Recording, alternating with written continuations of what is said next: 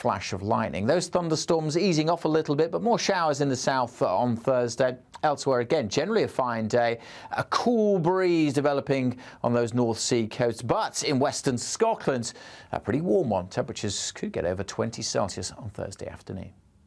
That warm feeling inside from Boxed Boilers, sponsors of weather on GB News.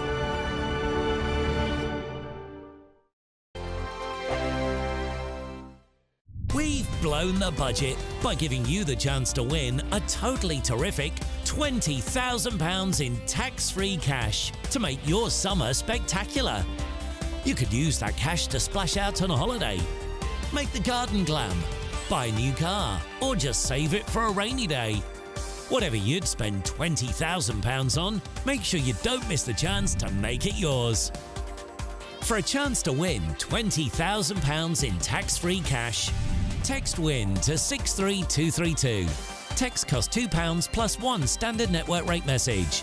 Or post your name and number to GB05 PO Box 8690 Derby DE1 9TT. UK only. Entrance must be 18 or over. Lines close at 5 p.m. on the 31st of May.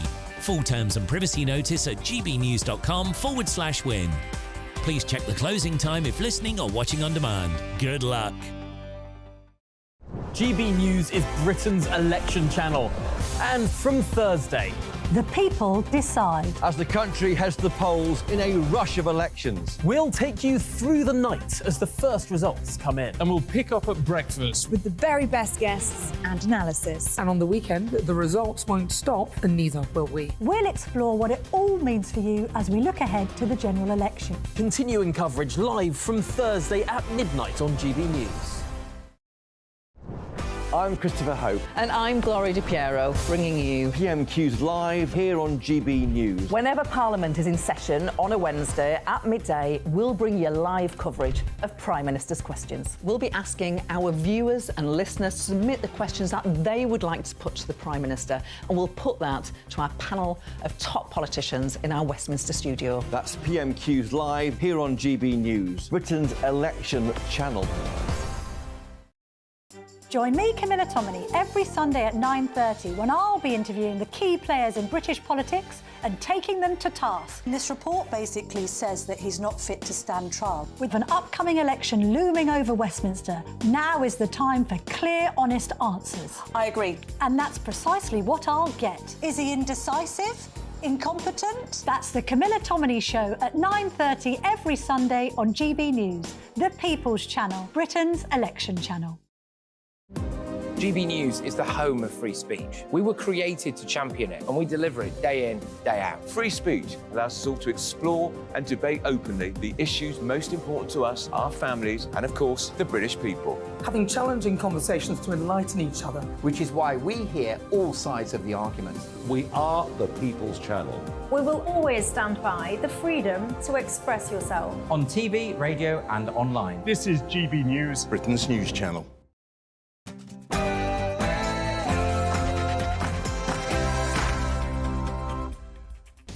A very, very good afternoon to you. It's 3 p.m. and welcome to the Martin Daubney Show on GB News. We're broadcasting live from the heart of Westminster and all across the UK.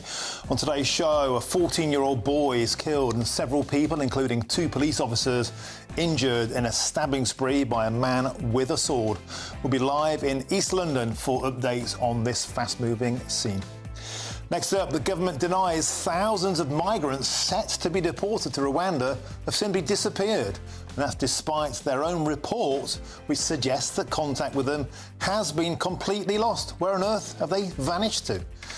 Next up, the NHS is set to make a U-turn on gender ideology by declaring at last that sex is a matter of biology. Is the tide about to turn on the trans debate? And the happy sight we've all been waiting for. Yes, the King returning to public duty with a visit to a cancer centre as he takes on a new role to help fight this disease. Magnificent scenes. That's all coming up in your next hour.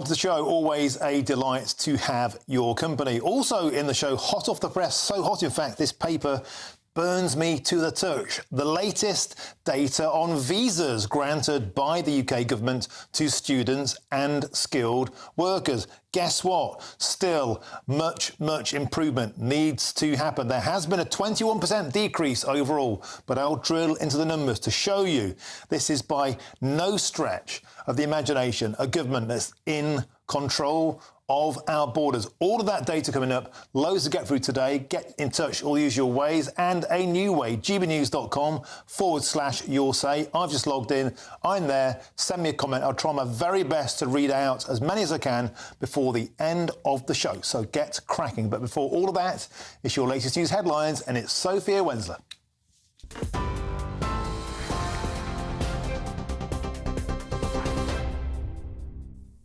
Thanks, Martin. Good afternoon. It's 2 minutes past 3. I'm Sophia Wensler in the GB newsroom. A 14-year-old boy has died after a stabbing attack in northeast London. 4 other people were also injured in the attack in Hainault and have been taken to hospital. A 36-year-old man carrying a sword has been arrested. Police say they do not believe the attack was terror-related. Met Police Chief Superintendent Stuart Bell spoke at the scene. It is with great sadness that I confirm that one of those injured in the incident, a 13-year-old boy, has died from their injuries. He was taken to hospital after being stabbed and sadly died a short while after. The child's family are being supported, firstly by my local officers and now with some specialist officers, and everyone across the Met is keeping them in our thoughts at this unimaginably difficult time. Some local residents have spoken of their fear after the attack. Really devastating, because now I live here. I don't feel safe anymore. I don't think I would be able to take my daughter and let her out by herself here, because we're constantly now, within the last year and a half, we're hearing something's always happening. You almost become more cynical to it after a while. But I think when you have conversations about the and attendances to incidents like this, the police force needs to be commended for what they have been able to achieve with the resources they've got. King Charles has revealed his shock at being diagnosed with cancer as he returned to official public duties for the first time since his diagnosis.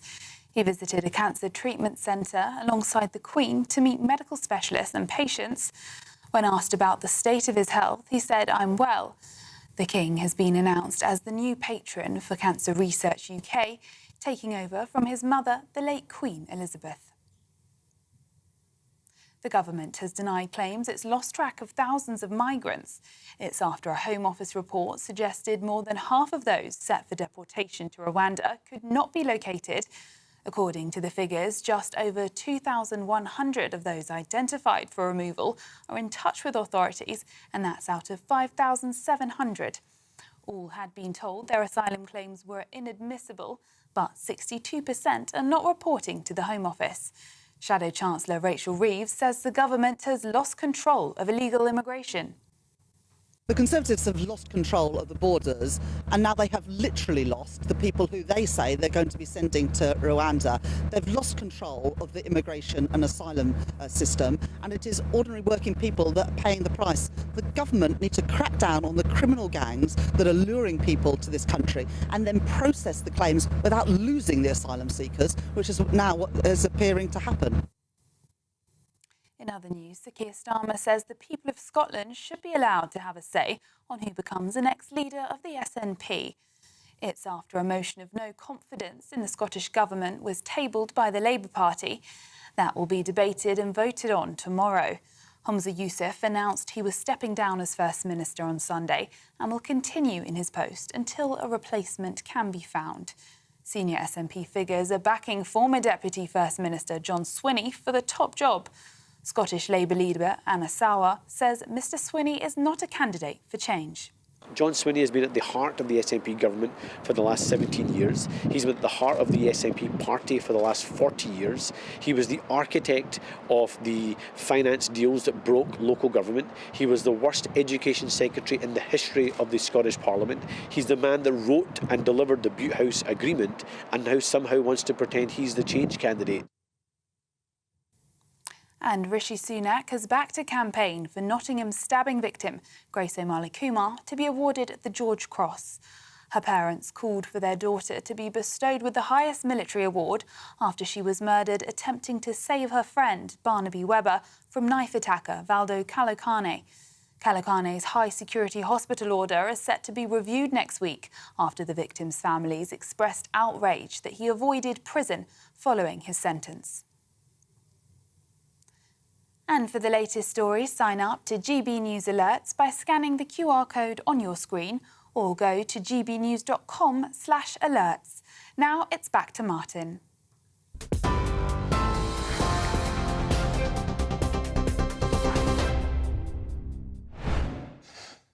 Thank you, Sophia. And let's get straight to that shocking stabbing spree in East London, where a 14-year-old boy has been tragically killed. Several people, including 2 police officers, were also attacked by a man with a sword. Metropolitan Police say officers were called after reports of a vehicle being driven into a house.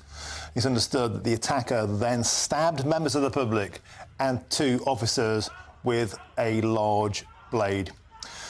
Well, let's get the latest now from GB News reporter Catherine Forster, who is at the scene. Catherine, welcome to the show. Absolutely horrific, tragic incident. You've been speaking with locals on the ground. What's the latest? Yes, people here are really reeling, as you would expect. It's a very ordinary suburban part of northeast London. People this morning getting up to go to school, to go to work. And yet we had this man with a sword, 7 o'clock in the morning, trying to get into people's houses, ramming a vehicle into a house and then accosted by locals, then the police. He ran across the roofs of on the roof of a garage. The police were filmed shouting to him to put down the sword and also shouting to locals, lock your doors, lock your doors. It was 22 minutes, we learnt at the press conference of the chief superintendent of this area told us, 22 minutes from the first call to the police to this man being tasered. He's 36 years old. He's in custody now. They are stressing that they do not believe this to be terror related, and also they're not looking for anybody else in connection with this. They want to reassure the local community. But of course, this terrible news, 4 people in hospital, 2 police officers, 2 locals, expected to make a full recovery. But tragically, a 14-year-old boy taken to hospital and died of his injuries, his family being supported by specialist officers. The neighbours, the locals here really just cannot take in what has happened. I was speaking to some of them a little bit earlier. Let's see what they had to say. It was more of a calm area before, and I can see it myself as my kids are growing up, that the increasement of the knife crime is getting severe. It's getting out of hand. That's what it is. It's getting out of hand. But they need to make a tougher law, you know, because it's become so easy and comfortable for these youngers to carry the knives. And I think majority of the time they're carrying the knives for their own safety because they think that someone else is carrying it. You almost become more cynical to it after a while. But I think when you have conversations about the police forces and attendances to incidents like this, the police force needs to be commended for what they have been able to achieve with the resources they've got. What has happened is perhaps a one-off, an off-key, but it's becoming more prevalent in all areas around London.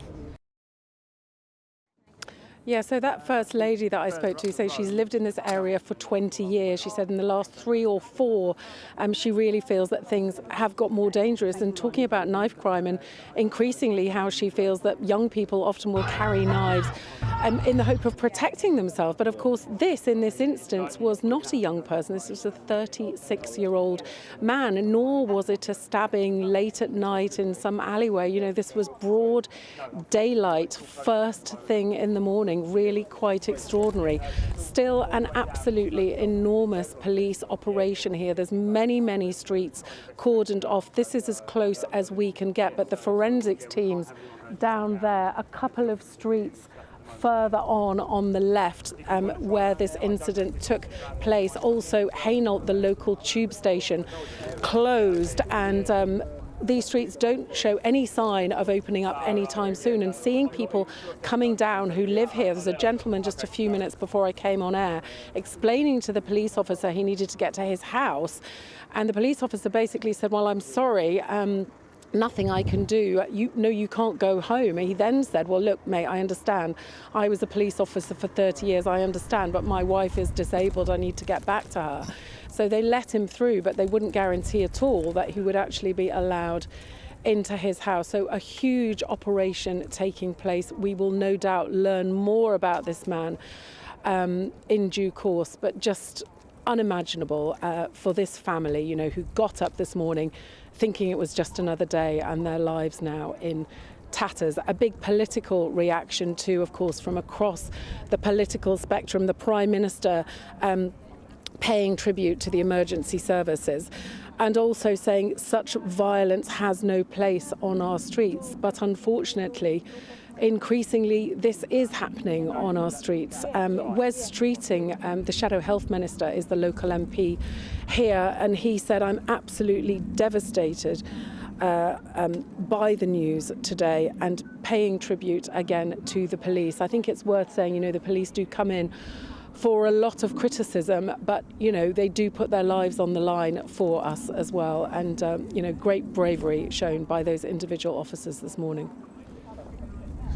And Catherine, what strikes you in the tone of the voice of the locals you were speaking to, of almost this kind of attack, as extreme as it is, nevertheless becoming a part of a fabric where knife crime now is seen as an ordinary part of living, especially in London? You talk there with locals who've seen this deteriorate over the years. How much of a widespread issue do you think this is now, this sense that we are simply losing control of our streets? Well, it's extremely worrying, isn't it? And the lady was saying that it was just in the last few years. They mentioned another stabbing, I didn't have the details, also a shooting that took place not too far away, and she was worried about her children, as we all are. But I think the thing is that, you know, these things happening in broad daylight, people think carefully when they're coming home late at night or when their children are out late at night. They worry. But, you know, this was 7 o'clock in the morning. And, you know, as the gentleman said, well, what do? You have to leave your house. You can't just stay inside for fear of something happening. But, of course, these 5 people who were attacked and this one boy who tragically died, you know, they just happened to be in the wrong place at the wrong time. And certainly there's going to be a lot of questions now being asked. I did think it was interesting that the police, Chief Superintendent Stuart Bell, they made it abundantly clear that they were not going to respond to any questions whatsoever. They were asked if this man that they've now got in custody was known to the police, but they would not be drawn on that or any other matter. But more details will emerge, I imagine, in the coming hours and certainly days. Thank you, Catherine Forza. And we've just learned that King Charles has added his condolences to that list of people who are very concerned about this. And in fact, we have that clip from Chief Superintendent Stuart Bell, who spoke earlier. He was taken to hospital after being stabbed and sadly died a short while after. The child's family are being supported, firstly by my local officers and now with some specialist officers, and everyone across the Met is keeping them in our thoughts at this unimaginably difficult time.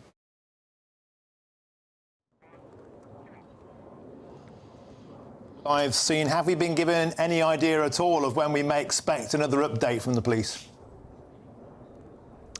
No, we haven't, Martin. They have just said that as and when they have more information to give us, they will do so. Nor, I have to say, have we been given any indication for local people. We're now seeing, children coming home from school, people beginning to come home from work, many of them simply not able to get back into their houses because this investigation, this is cordoned off quite a considerable area and more than one actual street. So, the police told me earlier they hoped it wouldn't be too much longer, but no guarantees. And, over my shoulder I can see a young boy, probably about the age of the boy who sadly died. I'm obviously trying to get home from school, not sure what to do and not able to get back into his house.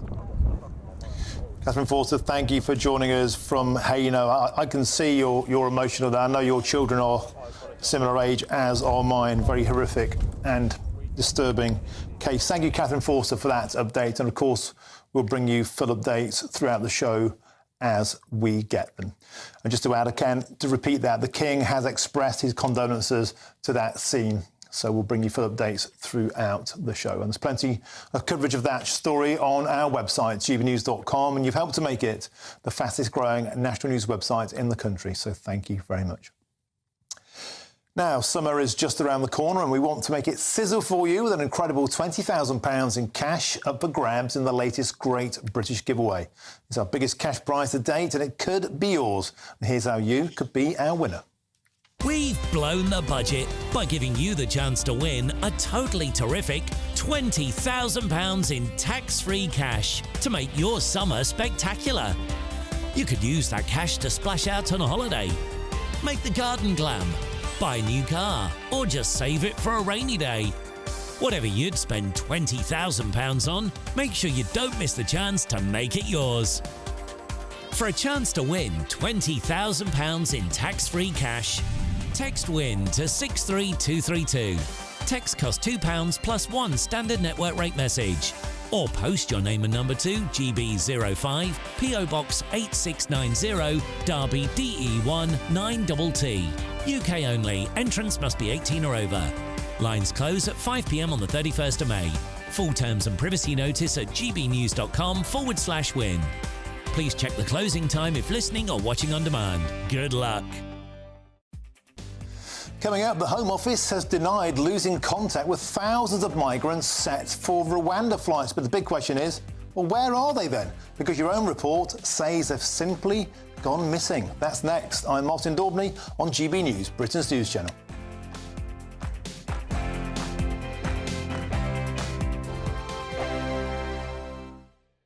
This is GB News, Britain's news channel. Prince Harry, remember him? He appears to have fully turned his back on the UK as he listed his primary residence as the United States for the very first time in papers published yesterday. So interestingly, Harry listed the date on the formal US residency forms as the 29th of June 2023, last year. So that was the very same day he was kicked out of Frogmore Cottage in Great Windsor Park by his dad, the King. Charlotte, thank you for joining me. Okay. Are we just putting two and two together here with the significance of this date? Because there were stories during the rounds today that Harry chose that date specifically because he was so hurt about being booted out of Frogmore by his dad. Yeah, I mean, to me it feels like he's trolling his dad a bit because he could have said that he's been a US resident since 2020 when he quit the UK and moved to the States, but instead he chose the exact day that his dad kicked him out of Frogmore. But the reason his dad kicked him out of Frogmore was because he'd slagged off Camilla in Spare. And, you know, and his dad, apparently it was a really difficult decision for Charles because, of course, no dad wants to kick their son out of their home. But he went beyond the pale. So Charles took the difficult decision to say, look, Frogmore's been empty for years anyway. We've spent £2.4 million doing it up for you. And now you've, you know, insulted our family in your book, Spare. Why is he so hung up on Frogmore? Because this is the country he was desperate to get away from. This is a house he didn't particularly want to live in and, in fact, didn't live in. Well, he was forced, by the way, to pay £2.5 million to fund the renovations after it all kicked off. I mean, would that have anything to do with... Yeah, I mean, I'm sure sure that sort of galvanised his anger towards the whole situation. He thought he was getting a fantastic freebie. And there was, there were a few reports at the time that Meghan actually thought she was moving into Frogmore House, which is a much grander property. And she sort of felt a bit sort of tricked or confused and hadn't quite realised it was actually a cottage, which is only a mere, I think it was only a mere 8 bedrooms. I'm Andrew Doyle. Join me at 7 o'clock every Sunday night for Free Speech Nation, the show where I tackle the week's biggest stories in politics and current affairs with the help of my 2 comedian panellists and a variety of special guests. Free Speech Nation, Sunday nights from 7 on GB News, the People's Channel, Britain's news channel. Your weekend starts here with Friday Night Live with me, Mark Dolan, 8 till 9 on GB News. Big stories, big guests and big laughs as we get you ready for a cracking weekend. That's Friday Night Live with Mark Dolan, Fridays 8 till 9 on GB News. Bring your own drinks, the admission's free. Every Saturday, 10 till 12, we'll bring you all of the news that you need to know. We'll also remind you that there is so much to smile about. It's my favourite time of the week. I get to relax, enjoy some light-hearted stories and let Ellie teach me about fashion too. That's Saturday Morning Live, every Saturday, 10 till 12. Only on GB News, Britain's news channel.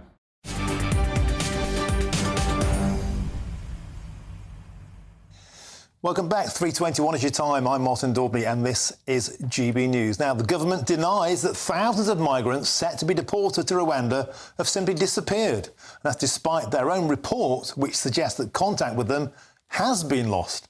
Well, the Home Office document shows that out of the 5,700 migrants set to be deported, over 3,000 simply cannot be located for detention. And this comes after officials began detaining migrants this week out of the first flights to Rwanda, apparently departing later this summer. Well, joining me now is GB News' Home and Security Editor, Mark White. Mark, there's only one question. The government says they're missing, then they say they're not missing. So are they missing? And if so, where are they?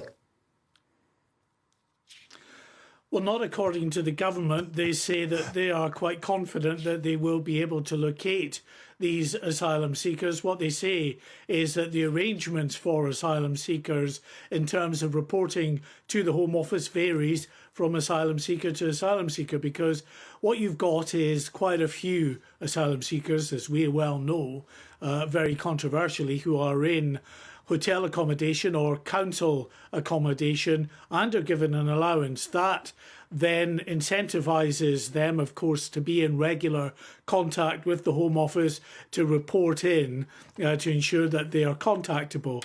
There are others who are staying, we're told, with friends and family who have looser arrangements, but the Home Office say, they're quite adamant here, that they are confident that they will be able to find all of those that maybe are in a looser arrangement in terms of their contact. But I think, this whole issue and this episode actually highlights a real weakness in the Rwanda scheme, because even if the government is determined to get many thousands of people off the ground in flights in the coming months, and it becomes a real deterrent, there is this issue of just how do you ensure that those you earmark for removal stay put and don't just disappear?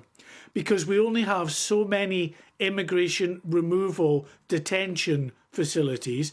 Rishi Sunak said just last week that the 2,000 detention facilities were being laid aside for those that are earmarked for flights to Rwanda. Well, just in terms of the initial cohort, there's 5,700 of those. Clearly, all of those cannot be accommodated in those immigration removal detention facilities. So you are relying on them, Martin, coming forward and giving themselves up for removal. It makes sense, doesn't it, that a very significant proportion of those who actually don't want to leave the UK to go to East Africa may well just disappear into the grey economy when it gets near that time for their removal.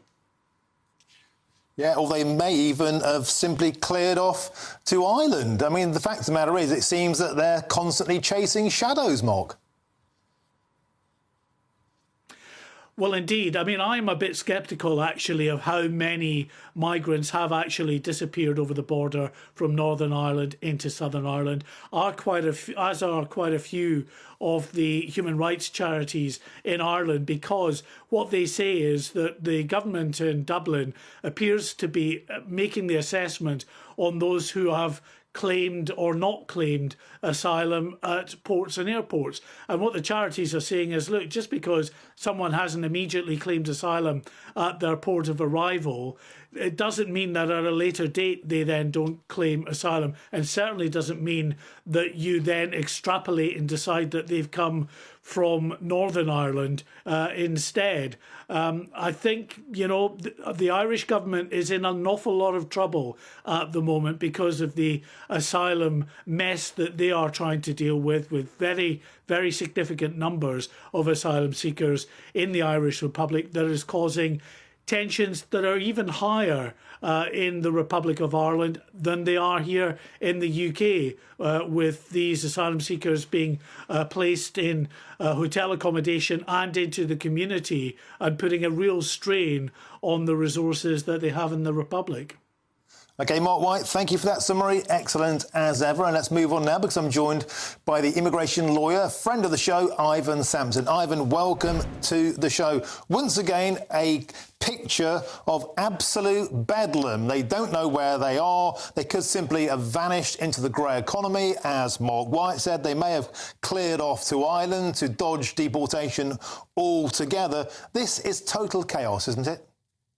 Yes, I mean, it's poor planning, but nothing unusual. We've seen this time and time again, the government making an announcement but not be able to carry them out.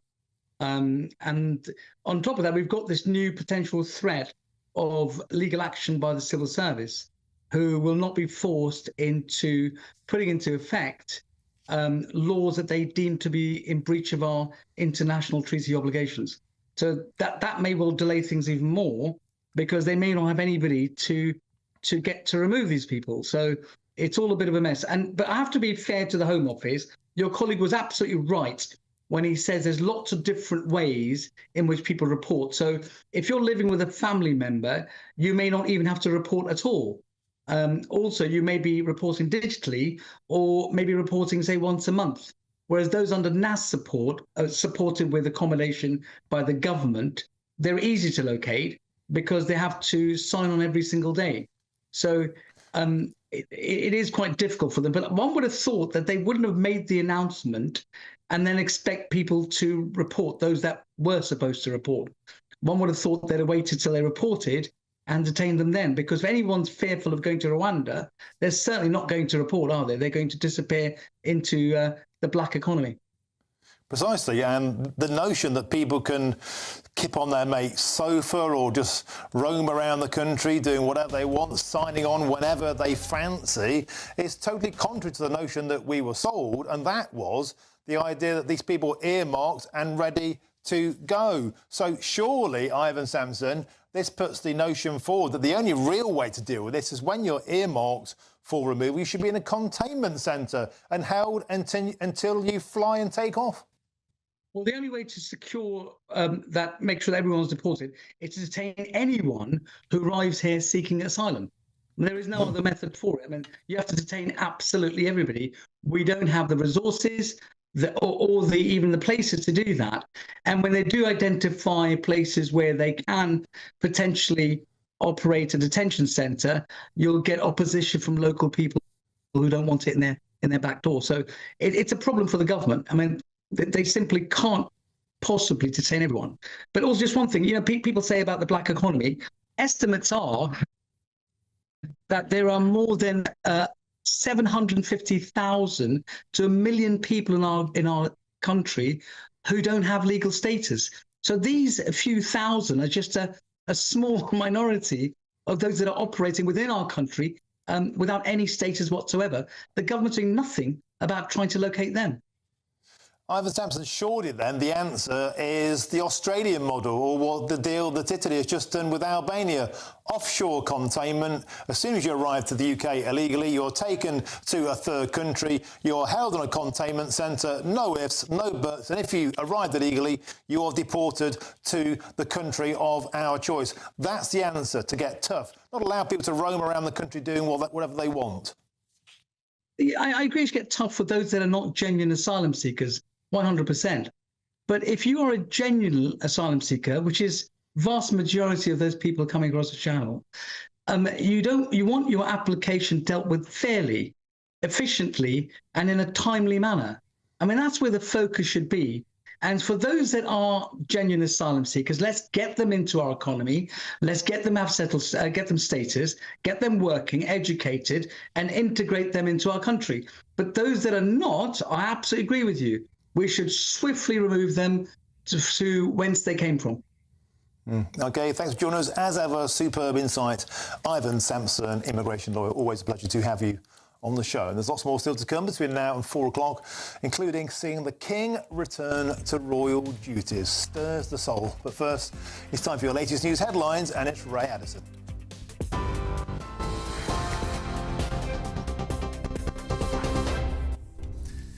Thanks, Martin. 31 minutes past 3, our top stories. Buckingham Palace says the King's thoughts and prayers are with all those affected by the horrific stabbings in north-east London. His comments come after a 14-year-old boy died following a sword attack in Hainault. 4 other people were injured and taken to hospital. A 36-year-old man carrying a sword has been arrested. Police say they do not believe the attack was terror-related. Met Police Chief Superintendent Stuart Bell spoke at the scene. He was taken to hospital after being stabbed and sadly died a short while after. The child's family are being supported, firstly by my local officers and now with some specialist officers, and everyone across the Met is keeping them in our thoughts at this unimaginably difficult time. King Charles has revealed his shock at being diagnosed with cancer as he returned to official public duties for the first time since his diagnosis. He visited a cancer treatment centre alongside the Queen to meet medical specialists and patients. When asked about the state of his health, he said, "I'm well." The King has been announced as the new patron of Cancer Research UK, taking over from his mother, the late Queen Elizabeth. The government has denied claims that it's lost track of thousands of migrants. That's after a Home Office report suggested more than half of those set for deportation to Rwanda could not be located. According to the figures, just over 2,100 identified for removal are in touch with authorities out of 5,700. All had been told that their asylum claims were inadmissible, but 62% are not reporting to the Home Office. Sir Keir Starmer says the people of Scotland should be allowed to have a say on who becomes the next leader of the SNP. It's after a motion of no confidence in the Scottish Government was tabled by the Labour Party. That will be debated and voted on tomorrow. Humza Yousaf announced he was stepping down as First Minister on Sunday and will continue in his post until a replacement can be found. For the latest stories, sign up to GBNews by scanning the QR code on your screen.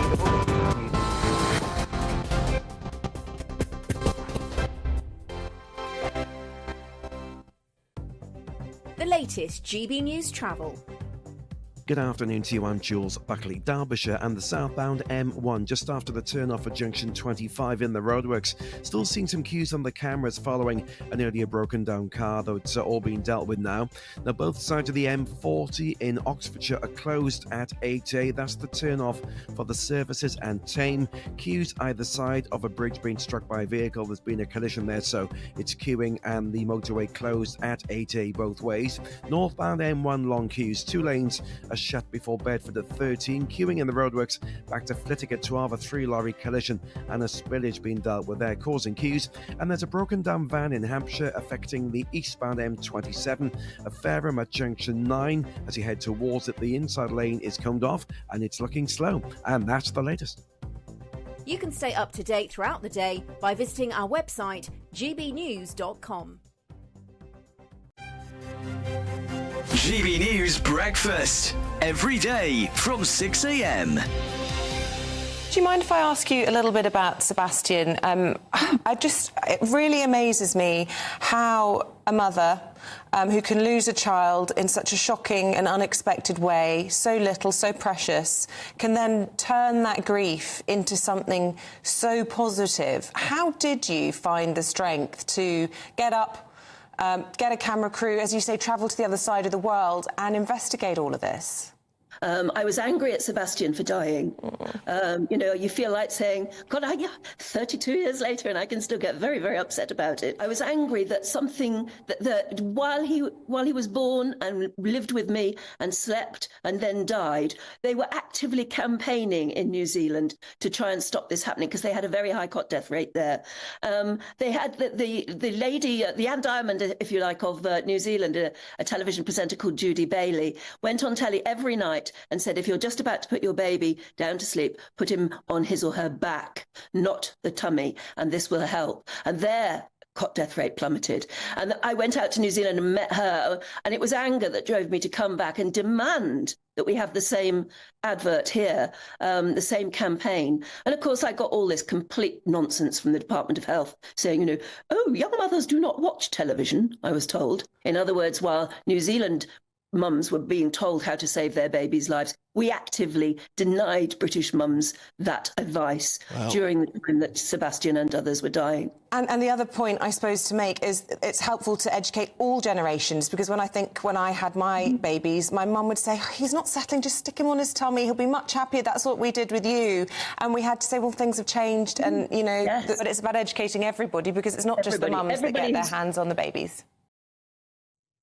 2024, a battleground year. The year the nation decides. As the parties gear up their campaigns for the next general election. Who will be left standing when the British people make one of the biggest decisions of their lives? Who will rise and who will fall? Let's find out together. For every moment, the highs, the lows, the twists and turns, We'll be with you for every step of this journey. In 2024, GBNews is Britain's election channel. GBNews is the home of free speech. We were created to champion it. We deliver it day in, day out. Free speech. Afternoon, welcome to your latest weather update from the Met Office here on GB News. More of the same for the rest of today. It's been a fine day so far across much of the east, and we'll hang on to some sunny spells here. But further west, a lot of cloud, further outbreaks of rain, particularly for Wales, parts of southwest England. That rain extending into the West Midlands, at times into southwest Scotland. Also turning a bit drier through the evening and overnight across Northern Ireland. And in the east, after a fine day, overnight, possibility of some showers getting into East Anglia and Lincolnshire. For many, temperatures holding up 7 to 10 degrees Celsius. So a fairly mild night and a mildish start to Wednesday. Quite a cloudy start, and a very different day to come tomorrow over northeast England and eastern Scotland. A much duller day, and there will be some rain at times, particularly in the afternoon across the far northeast. But a much brighter day for Wales and southwest England. Some decent spells of sunshine here and some fine weather in western Scotland. 18 degrees here. Further south, we could get up to 18 or 19. But late in the day, look at this, the potential for some heavy rain, even some big thunderstorms working up from the south, particularly on Wednesday night. Early hours of Thursday morning could get woken up by a rumble of thunder or a flash of lightning. Those thunderstorms easing off a little bit, but more showers in the south on Thursday. Elsewhere, again, generally a fine day. A cool breeze developing on those North Sea coasts, but in western Scotland, a pretty warm one. Temperatures could get over 20 Celsius on Thursday afternoon. GB News is Britain's election channel. And from Thursday, The people decide. As the country heads to the polls in a rush of elections. we'll take you through the night as the first results come in. And we'll pick up at breakfast with the very best guests and analysis. And on the weekend, the results won't stop, and neither will we. We'll explore what it all means for you as we look ahead to the general election. Continuing coverage live from Thursday at midnight on GB News. I'm Michelle Dewberry, and I'm not here to tell you what to think. I'd much rather hear what you have to say. So send in your opinions to gbviews@gbnews.com. Keep them clean, and you never know, I might read them out. With my panel here on Jubes & Co, we debate, we get stuck into the issues of the day on a show where all views are welcome, especially yours. GB News, the People's Channel, Britain's news channel.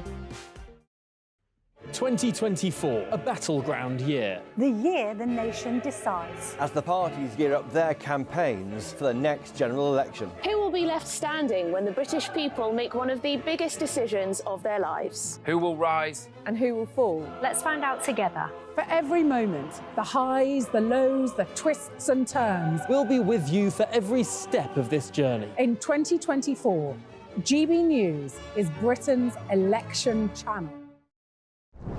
I'm Christopher Hope. And I'm Gloria Di Piero, bringing you PMQ's live here on GB News. Whenever Parliament is in session on a Wednesday at midday, we'll bring you live coverage of Prime Minister's questions. We'll be asking our viewers and listeners to submit the questions that they would like to put to the Prime Minister, and we'll put that to our panel of top politicians in our Westminster studio. That's PMQ's live here on GB News, Britain's election channel. Join me, Camilla Tominey, every Sunday at 9:30 when I'll be interviewing the key players in British politics and taking them to task. This report basically says that he's not fit to stand trial. With an upcoming election looming over Westminster, now is the time for clear, honest answers. I agree. And that's precisely what I'll get. Is he indecisive? Incompetent? That's the Camilla Tominey Show at 9:30 every Sunday on GB News, the People's Channel, Britain's election channel. 2024, a battleground year. The year the nation decides. As the parties gear up their campaigns for the next general election. Who will be left standing when the British people make one of the biggest decisions of their lives? Who will rise? And who will fall? Let's find out together. For every moment, the highs, the lows, the twists and turns. We'll be with you for every step of this journey. In 2024, GB News is Britain's election channel. I think the most exciting bit for me is talking to people. People who I think are ignored often by the major news channels. We're going to give news they want to hear. There's a voice there that needs to be heard. I think there's a chance here for a diversity of opinion to be expressed, which you don't find elsewhere. It's really exciting. We don't hold back. We're free to say how decisions that are taken here Affects us all around the country. Only on GB News, the People's Channel, Britain's news channel. I'm Christopher Hope. And I'm Gloria Di Piero, bringing you PMQ's live here on GB News. Whenever Parliament is in session on a Wednesday at midday, we'll bring you live stories. Buckingham Palace says the King's thoughts and prayers are with all those affected by the horrific stabbings in north-east London. His comments come after a 14-year-old boy died following a sword attack in Hainault. 4 other people were injured and taken to hospital. A 36-year-old man carrying a sword has been arrested. Police say they do not believe the attack was terror-related. Met Police Chief Superintendent Stuart Bell spoke at the scene. He was taken to hospital after being stabbed and sadly died a short while after. The child's family are being supported, firstly by my local officers and now with some specialist officers and everyone across the Met is keeping them in our thoughts at this unimaginably difficult time. Well, GB News has been speaking to local residents after the attack. They've revealed their fear. Really, really devastating because now I live here. I don't feel safe anymore. I don't think I would be able to take my daughter and let her out by herself here because we're constantly now, within the last year and a half, we're hearing something's always happening. You almost become more cynical to it after a while. But I think when you have conversations about the police forces and, attendances to incidents like this, the police force needs to be commended for what they have been able to achieve with the resources they've got. Well, King Charles has revealed his shock at being diagnosed with cancer as he returned to official public duties for the first time since his diagnosis. He visited a cancer centre alongside the Queen to meet medical specialists and patients. When asked about the state of his health, he said, "I'm well." The King has been announced as the new patron of Cancer Research UK, taking over from his mother, the late Queen. Well, the government has denied claims that it's lost track of thousands of migrants. It's after a Home Office report suggested more than half of those set for deportation to Rwanda could not be located. According to the figures, just over 2,100 identified for removal are in touch with authorities out of 5,700. All had been told that their asylum claims were inadmissible, but 62% are not reporting to the Home Office. Shadow Chancellor Rachel Reeves says the government has lost control of illegal immigration. The Conservatives have lost control of the borders, and now they have literally lost the people who they say they're going to be sending to Rwanda. They've lost control of the immigration and asylum system, and it is ordinary working people that are paying the price. The government need to crack down on the criminal gangs that are luring people to this country and then process the claims without losing the asylum seekers, which is now what is appearing to happen. Well, Sir Keir Starmer says the people of Scotland should be allowed to have a say on who becomes the next leader of the SNP.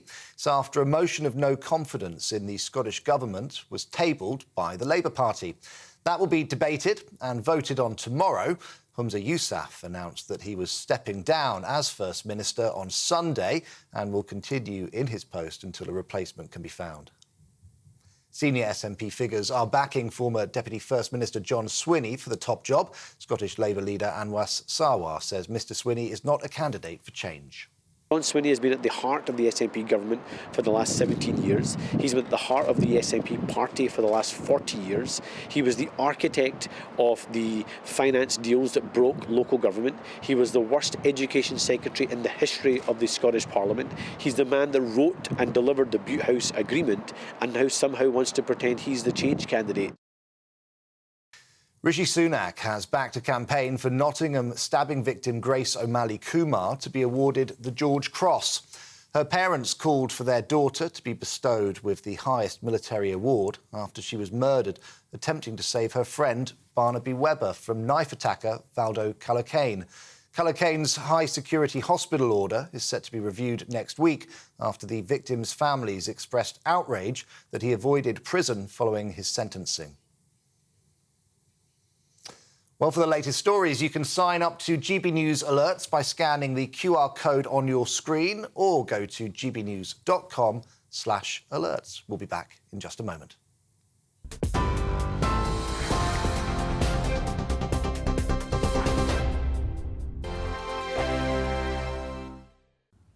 Afternoon, welcome to your latest weather update from the Met Office here on GB News. More of the same for the rest of today. It's been a fine day so far across much of the east, and we'll hang on to some sunny spells here. But further west, a lot of cloud, further outbreaks of rain, particularly for Wales, parts of southwest England. That rain extending into the West Midlands, at times into southwest Scotland. Also turning a bit drier through the evening and overnight across Northern Ireland. And in the east, after a fine day, overnight, possibility of some showers getting into East Anglia and Lincolnshire. For many, temperatures holding up 7 to 10 degrees Celsius, so a fairly mild night and a mildish start to Wednesday. Quite a cloudy start and a very different day to come tomorrow over northeast England and eastern Scotland. A much duller day, and there will be some rain at times, particularly in the afternoon across the far northeast. But a much brighter day for Wales and southwest England. Some decent spells of sunshine here and some fine weather in western Scotland. 18 degrees here. Further south we could get up to 18 or 19, but late in the day, look at this, the potential for some heavy rain, even some big thunderstorms working up from the south, particularly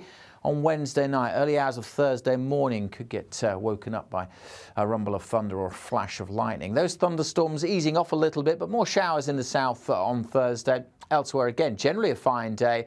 A cool breeze developing on those North Sea coasts, but in western Scotland, a pretty warm one. Temperatures could get over 20 Celsius on Thursday afternoon. GB News is Britain's election channel. And from Thursday, the people decide. As the country heads to the polls in a rush of elections. We'll take you through the night as the first results come in. And we'll pick up at breakfast with the very best guests and analysis. And on the weekend, the results won't stop, and neither will we. We'll explore what it all means for you as we look ahead to the general election. Continuing coverage live from Thursday at midnight on GB News. I'm Michelle Dewberry, and I'm not here to tell you what to think. I'd much rather hear what you have to say. So send in your opinions to gbviews@gbnews.com. Keep them clean, and you never know, I might read them out. With my panel here on Jubes & Co, we debate, we get stuck into the issues of the day on a show where all views are welcome, especially yours. GB News, the People's Channel, Britain's news channel.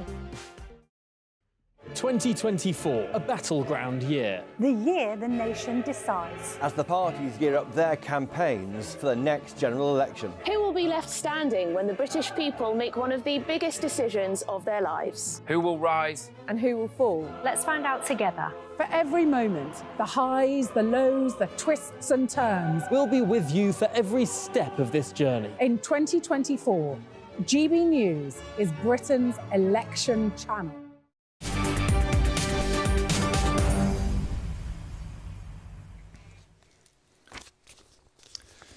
Welcome back to the Martin Daubney Show. Now, you may have noticed we've had a few technical gremlins, not to worry, the show must go on. Now, you may have noticed the King is back out and about with his royal duties, back on fine fettle out at a hospital today. And I'm now joined by Cameron Walker, our royal correspondent. Cameron, always great to see the King with a bounce in his step. What's the latest? Yeah, Martin, he certainly did have a spring in his step this morning, but of course it was a little bit bittersweet given what has been happening in northeast London in Hainault today. And a Buckingham Palace spokesperson has responded to that horrific attack, which has left one boy dead and a number of others injured. The Buckingham Palace spokesperson said, following the horrific scenes in Hainault this morning, the King has asked to be kept fully informed as details of the incident become clearer. His thoughts and prayers are with all those affected, in particular the family of the young victim who has lost his life.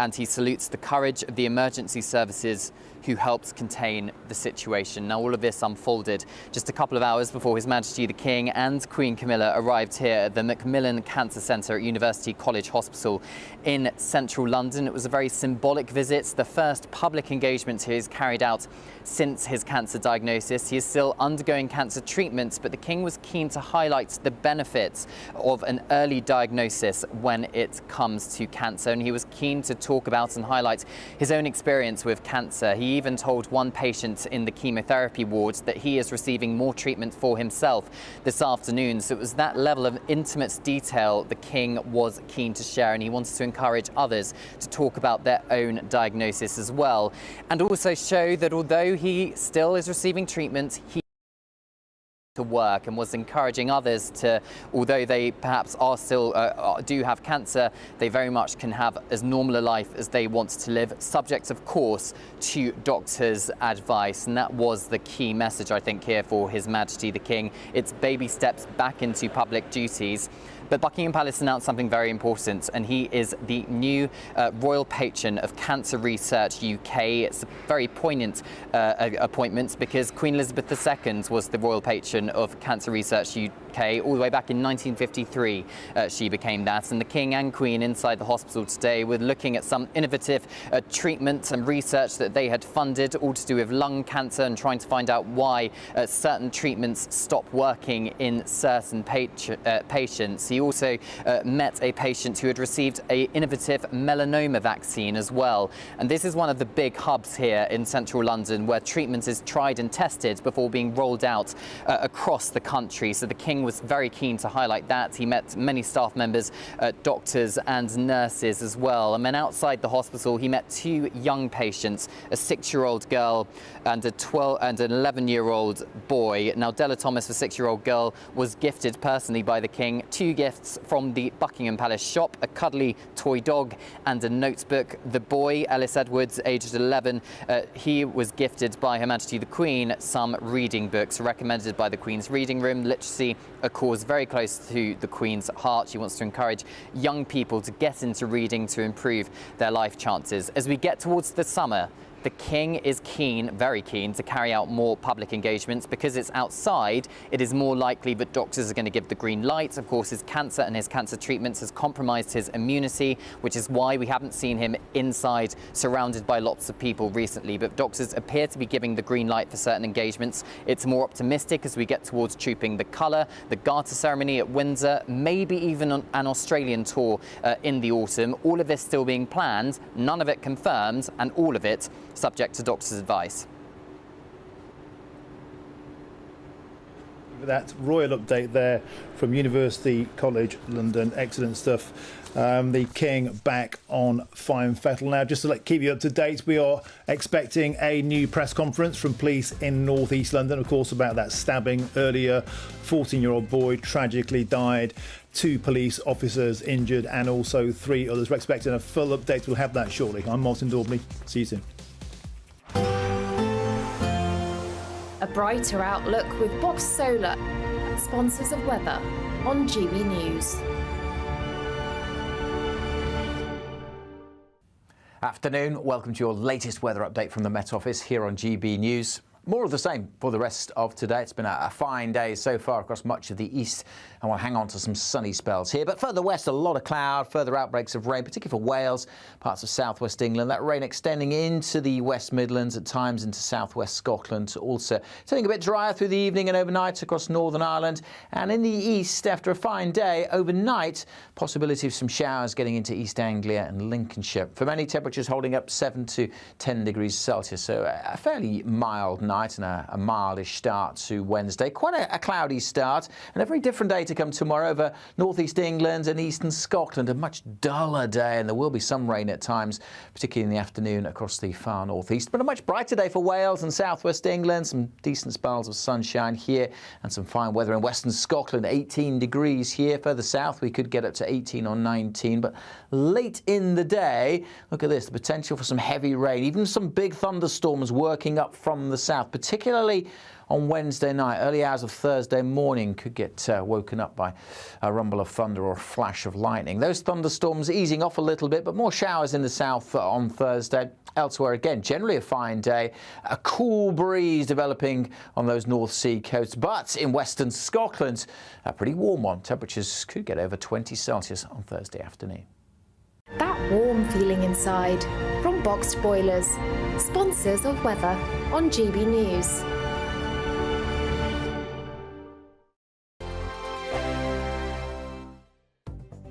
The latest GB News travel. Good afternoon, I'm Jules Buckley. Still issues for the M40 this afternoon. It's closed both sides of 8A. That's the Tame turn-off and the services.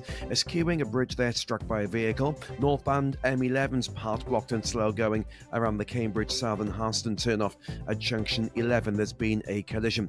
A 3-lorry bump still being dealt with in the roadworks on the northbound M11. A spillage too. This is before Bedford at junction 13 in the roadworks. 2 lanes shut slow back to junction 11. Still queuing clockwise for the M25 just after junction 16 for the M40, slow back towards the M415 following an earlier bump there. And the westbound M4 still a lane closed on the junction 30 Cardiff Gate exit slip due to a vehicle fire causing 1 or 2 delays. And that's the latest. You can stay up to date throughout the day by visiting our website gbnews.com.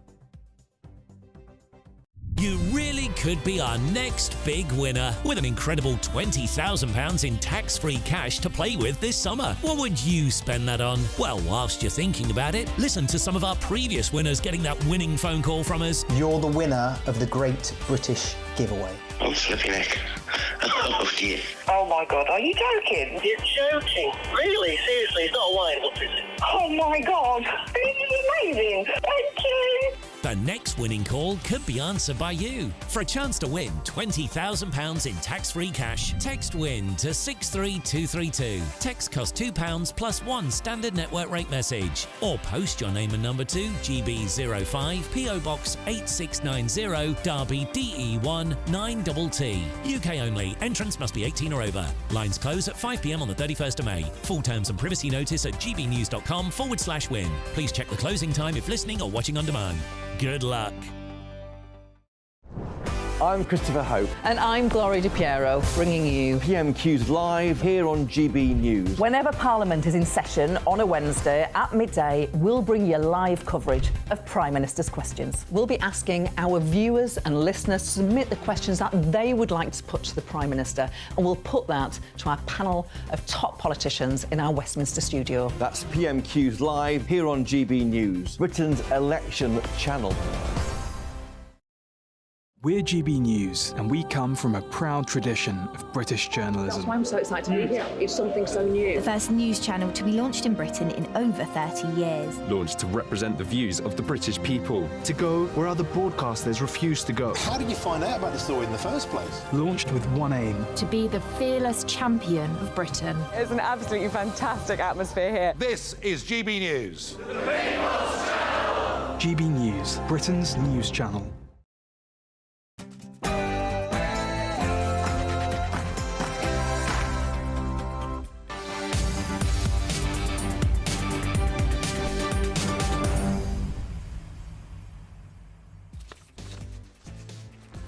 A very good afternoon to you. It's 4 p.m. Welcome to the Martin Daubney Show, broadcasting live from the heart of Westminster all across the UK. Now, in a short period of time, we're expecting to cross to a press conference. The police are giving another statement on an update on that tragic stabbing earlier this morning, around about 7 a.m. in northeast London, in Hainault. We're expecting a full update soon. A 14-year-old boy confirmed dead. 2 police officers were seriously injured, and also 3 pedestrians, passers-by, became embroiled in that. Let's have a full update now by crossing to our Homeland Security editor, Mark White. Mark, welcome to the show. What can you tell us about the latest? Well, scheduled for 4 o'clock is this statement. We understand that it will be delivered by the Assistant Commissioner of the Metropolitan Police, Louisa Rolfe, and she will be supported by representatives of London Ambulance Service and Redbridge Borough Council, who will give updates as well. They're not going to be taking any questions, just making statements, but it should be a bit of an update on what we got earlier from Chief Superintendent Stuart Bell, who is the borough commander in the Redbridge area, who is, of course, very intimately involved now in this operation in the aftermath of the terrible events that unfolded early this morning. It was just before 7 o'clock that the Metropolitan Police received a 999 call reporting that a van had slammed into a house on a housing estate just next to Hainault Tube Station, and that some individuals had been stabbed at the scene. Now, when police arrived at the scene, they said that the suspect had gone on to stab other people. Police then trying to apprehend the suspect were themselves stabbed. This man, who was caught on video in the minutes before he was eventually tasered and arrested, was carrying a long-bladed weapon. It looked like a samurai sword that this man was carrying. And we know, of course, that a 14-year-old boy died from the wounds inflicted. 4 other people in hospital, 2 civilians, both with significant injuries but not life-threatening, and then 2 police officers with significant injuries who are in surgery. That was the last update we got from Chief Superintendent Stuart Bell, but not again in a life-threatening condition. So some good news in that sense that all 4 of the remaining injured are not in life-threatening conditions, but clearly suffered significant injuries from this attack. And Mark White, the King, has just extended his thoughts and prayers and deep condolences to those affected by this. There's been a huge political reaction as well. Mark, Sadiq Khan saying he's absolutely devastated by this attack. Rishi Sunak adding such violence has no place on our streets. Wes Streeting, of course, is the shadow health minister. He's also the constituency MP for the area. He thanked the heroic Metropolitan Police officers who put themselves in harm's way. Mark, will there be questions asked about the police response? I understand it took 22 minutes before the police attended the initial emergency call this morning. I don't think that's quite accurate. They were there quite a bit before then, but it was 22 minutes before the suspect was tasered and arrested, and that's 22 minutes from the 999 call. So we can assume, given that, you know, any part of London, you're probably within a few minutes at most of police attending the scene, that they were on scene relatively quickly. But of course, then, as we saw in the video, this man was not giving himself up to officers, had then gone around the back of these houses. He was on a garage roof in a block of garages and lockups at the back of these houses, with police frantically shouting at him to give himself up. He wasn't doing that, according to the images, certainly, that were on the video that has been posted on social media. And then those same police officers shouting, screaming at residents who early in the morning, quite understandably, and hearing the commotion, were coming out of their back doors into their gardens to look at what was happening here, with the police shouting to them to get back inside, to lock their doors and stay safe, because this suspect had apparently been in gardens, had been trying doors. So it was a very tense situation. What will be interesting to find out, and we probably won't find this out today, but in the coming days perhaps, is those first officers on scene, were they equipped to the extent that they were able to deal with someone with a large samurai sword? In other words, okay, they weren't armed officers from our understanding, but did they have taser? Taser is deployed to a lot of the frontline response officers, but not to every officer. So actually the majority of police officers patrolling the streets of the capital, and indeed other locations around the country, will not be armed with taser. It's a question of hot debate. The Police Federation, the representative body that represents police officers the length and breadth of the country, has in the past called for all police officers who want to be armed with taser to be able to be armed with taser, because clearly they could be confronting a violent situation with someone who, armed with a taser, when all you've got is an extendable asp, a baton, and perhaps pepper spray, it's no match for a long-bladed weapon like a samurai sword. And Mark, do you think this may hasten the calls for the police to be armed in a more heavy manner, with sidearms, with firearms? A lot of people today on your says on GB Views have been saying it's about time the police were able to take such people down in a manner that we may see, of course, in America. But the police themselves are very divided on this, Mark, aren't they? We've seen tremendous problems with firearms usage, with police officers being afraid of making a split-second decision, maybe making a mistake, which could blight their entire career or even see them get prosecuted. What's the mood, Mark, within the police, would you believe, for them to be properly and fully armed? Well, there have been surveys that have taken place of frontline officers over the years, and the majority of those officers do not want to be armed with firearms. So live firearms with bullets, clearly. They don't want to go down that road, and their chief officers, and indeed our senior politicians, don't want to see them go down that road either. They want to leave it to a cohort of specialist firearms officers who are trained to use this lethal force, rather than just routinely arming every police officer. We police by consent in this country. There is concern, I think, in the wider public, although there is support, I think, among some for police officers to be routinely armed. The majority of the public wouldn't like to see their officers routinely armed. When you ask about taser, it's a completely different situation. Most police officers asked would like to be armed with taser, and I think probably most members of the public would like to see police have that extra level of what they call less lethal force. And taser's not 100% effective either, really, because it is reliant on shooting out of these two barbs on wires, making a proper connection.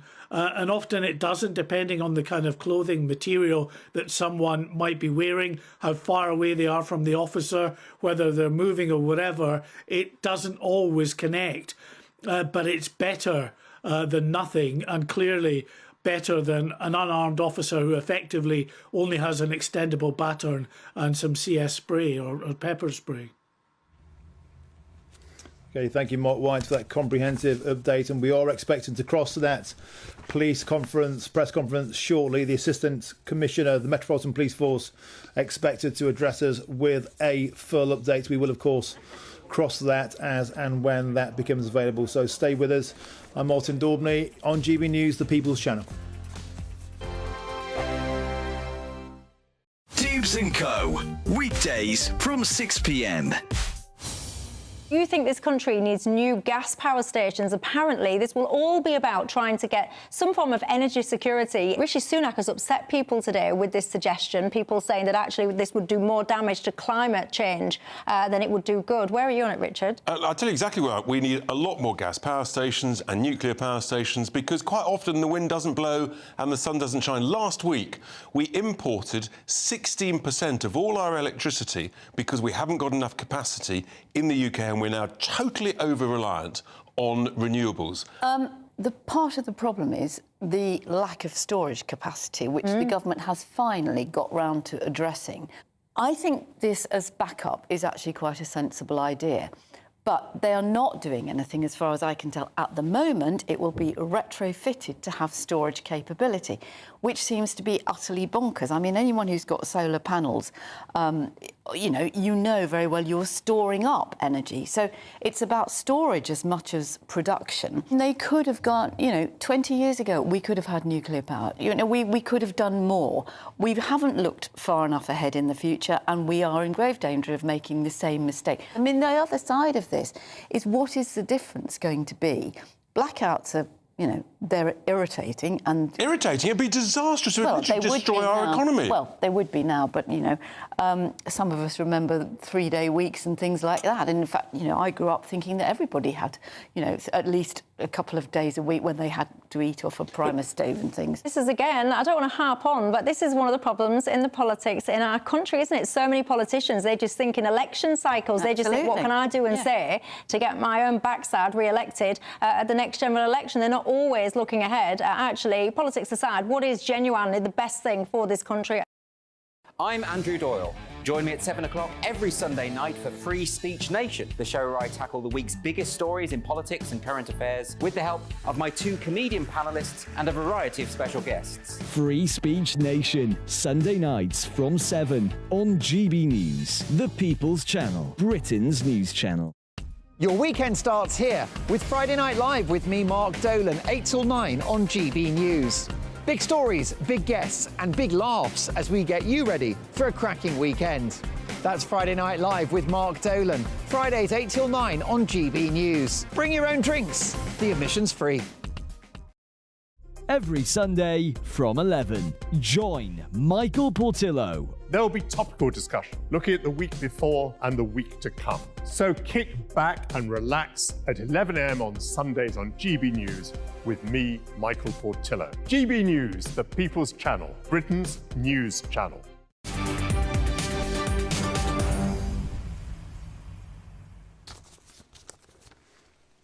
Welcome back to the show. I'm Martin Daubney. This is GB News. It's about 12 minutes past 4.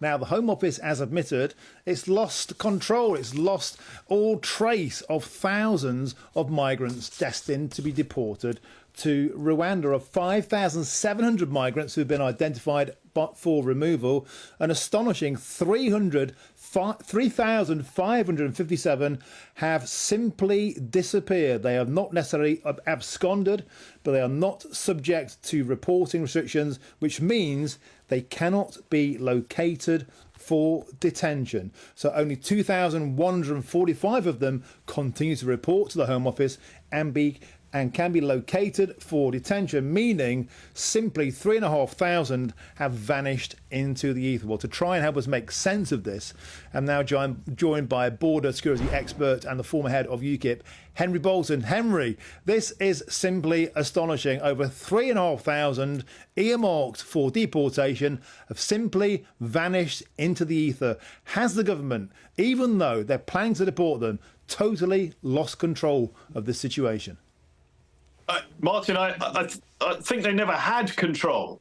I've said repeatedly that if you've made a decision that somebody is going to be turned down for asylum, then you need to detain them immediately, not, wait. And, many of these people, they know, actually, because of the Illegal Migration Act that was passed last year, anybody who comes into the country in small boats from across the Channel pretty much knows, and their lawyers and so on will tell them, that they are ineligible for asylum in this country because they haven't come directly from the country that they're fleeing. Now, if such a person knows that there's a likelihood that they are going to be detained, knows that there's a likelihood that they're going to be removed, then there is a very high likelihood that they are going to disappear. And in this country, we don't have a national ID card. We're one of the few nations in the world that doesn't. It's mainly sort of some of the Anglosphere countries that don't.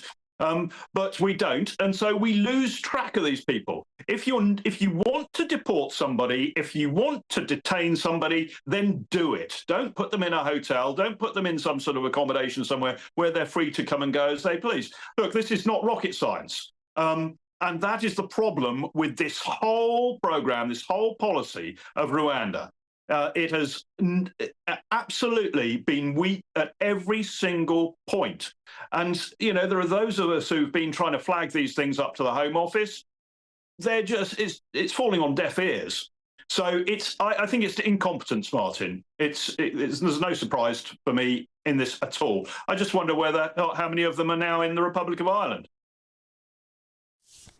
Well, that was going to be my next point, because, of course, Ireland is maintaining that those who are fearful of deportation are wandering somehow into Northern Ireland, strolling across the border, presenting themselves in Ireland to simply dodge deportation altogether. And those that are sticking around, Henry, are doing so because they get free accommodation and a small allowance. But that, for many, obviously, over 3,500, isn't enough. They simply vanished into the grey economy. They could be anywhere. They may have fled the country. Henry, my next question is quite simple. Is this proof that the only way of getting a handle on this isn't to let people wander around willy-nilly, but to put them in containment centres, as we saw in countries such as Australia, which managed to stop their boats more or less immediately? I've argued exactly that for probably the last 3 years, Martin, if not longer. Exactly. These people have crossed the border illegally. Now, yes, it may be a defence that they've done so in order to claim asylum, but from July 20th last year, that's no longer even a defence. So we should be detaining all of these people now instead of continue farming them out to hotels and so on. Are they just simply going across the Northern Irish border into the south? The answer is many do. The Irish Republic does provide quite a lot of support to them there as well. The reason they don't go directly there is because it's more difficult to get across to the Republic.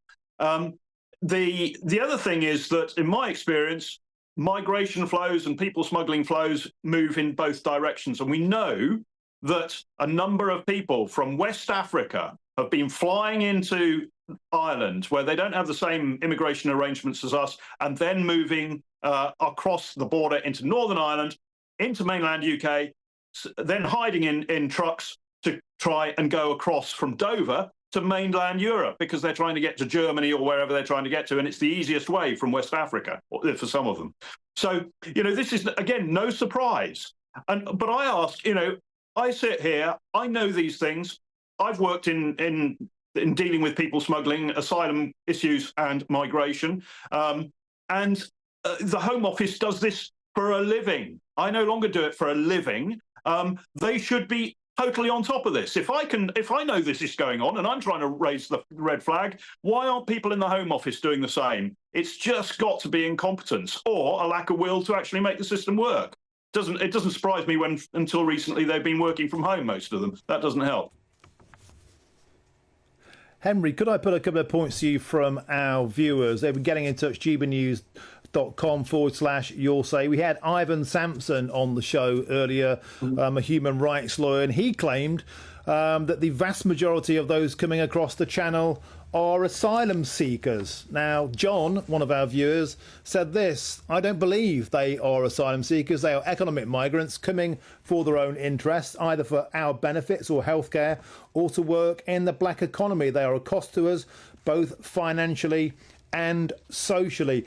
Henry, can we try and get to the bottom of this incessant sort of merry-go-round of a debate? How many people typically do we know are coming here for genuine asylum purposes, and how many are coming here for economic migrant purposes? Well, Martin, you're asking a question I can't answer. All I can tell you is that many of them, the majority of them, come from countries originally that do have serious human rights issues or conflict issues. But that is not the same as saying that they are refugees. There are many places in Syria that are entirely peaceful. You can come from Syria and come from an entirely peaceful place within Syria. So it's very difficult to establish that, particularly when I don't have the opportunity nowadays to interview these people individually to sort of interrogate the detail of that. However, the problem that the whole of this region, the European region, has, and it must get to grips with, otherwise this problem is going to get worse for all of us, is we are allowing them, once they reach safety, to shop around as to where they wish to be. Now, there may be family links. One might have some sympathy with that. But the essential point here is that they are moving around then to choose the best place for a standard of living. Again, I can't blame them, but we have to protect our own societies, our own economy and our own culture, and indeed our own security. And I can tell you from my own experience dealing with these things, the vast majority of people, and I would put it at about 90 to 95% of the people that I have been involved in dealing with who have been moved through people smuggling networks are 100% economic migrants. 100%. They never moved from at the beginning from fear of their life. But of course, they portray it as though they have, because they know that if they say that they're shopping around for a better life, then they will be immediately detained and removed. So that's the reality of it. We are making this problem ourselves, Martin, by our own policy and the fact that we still refuse to accept that the vast majority of these people are not and never have been fleeing for their lives. And once they get to the North French coast, of course, they're not. One thing, Martin, if we've got time, on the Irish thing, I actually think this is a marvellous opportunity, because it's not come about by design.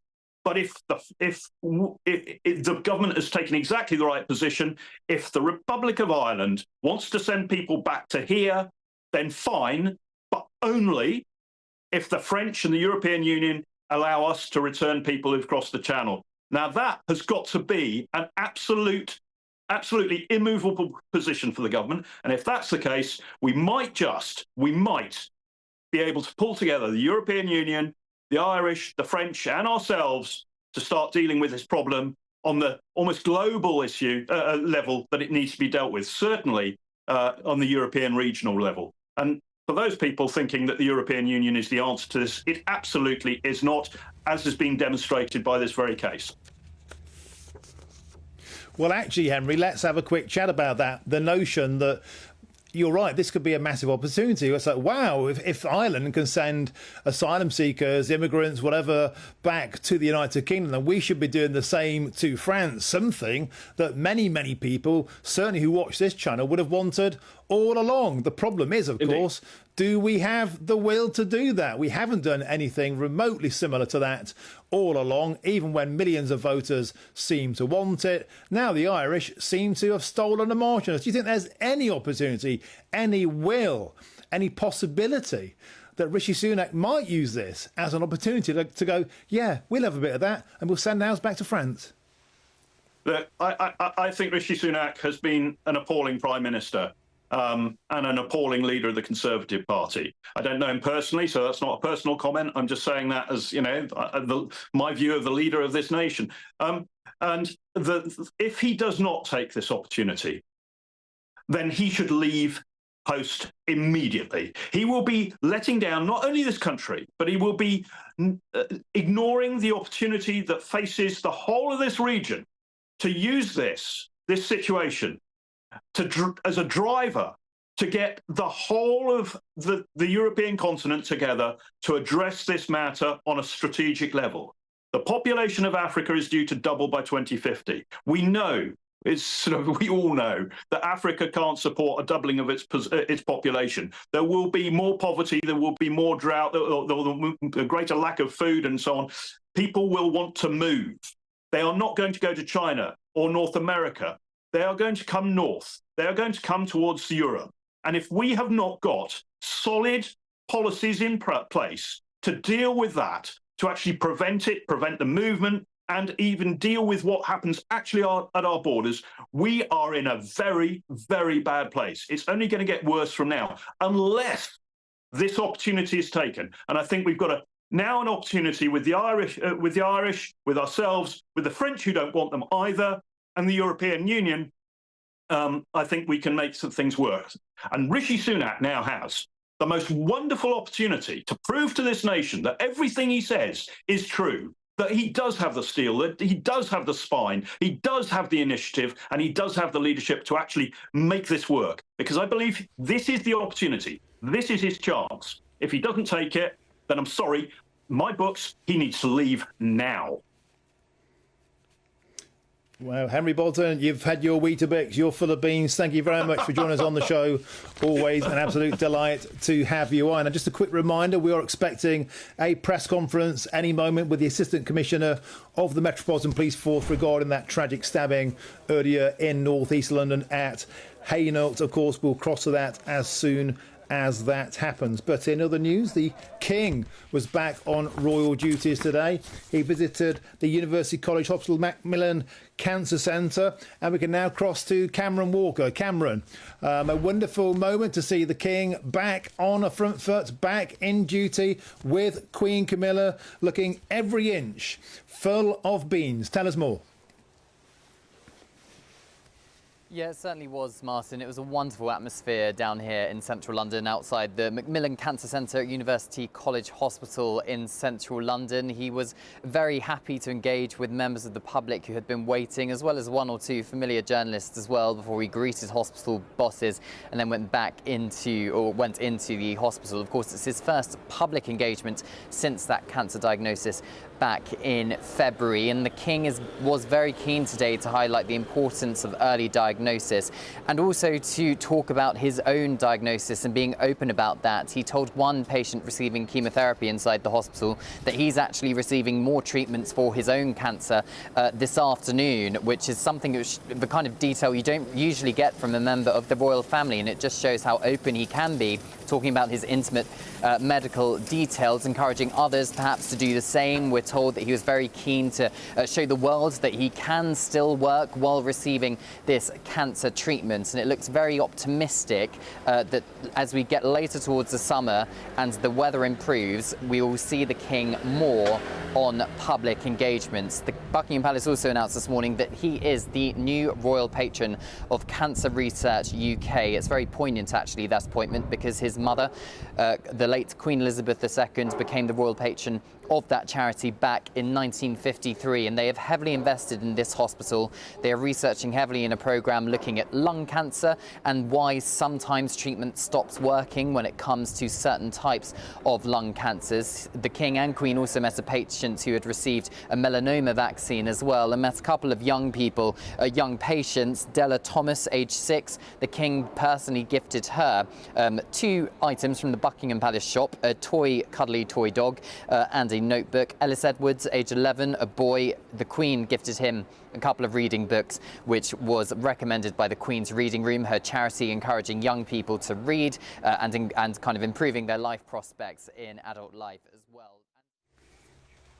OK, Cameron, we have to interrupt you there. We are now crossing to that press conference in North East London. The Assistant Commissioner of the Metropolitan Police about to speak. We're all working closely with us. Our thoughts, of course, remain with the family and friends of the 14-year-old boy who very sadly died here this morning. We will be there to provide every possible support to them and ensure we get them the answers they need. We're also thinking of the 2 members of the public who were injured, as well as brave officers who were stabbed during this incident. The 36-year-old man arrested at the scene is currently in hospital, having suffered injuries when his van collided with a building. He has been arrested on suspicion of murder. At this time, given his injuries, we have been unable to interview him. We know there is speculation about his background, including police contact with him. And despite urgent and extensive checks today, we have found no trace of a prior incident involving him so far, but we will of course continue to make those inquiries.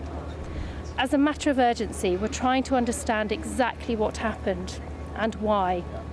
This was and is a fast-moving and complex incident and investigation, and it will take us some time to establish the facts. This will be our priority in the coming days. With the suspect in custody, we are satisfied there is no threat to the wider community. But this is an incident which has clearly shocked everyone. And over the coming days, you will see a significant police presence in this area. And we'll be remaining here, increasing our patrols and ensuring the community are safe and supported. Please speak to our officers.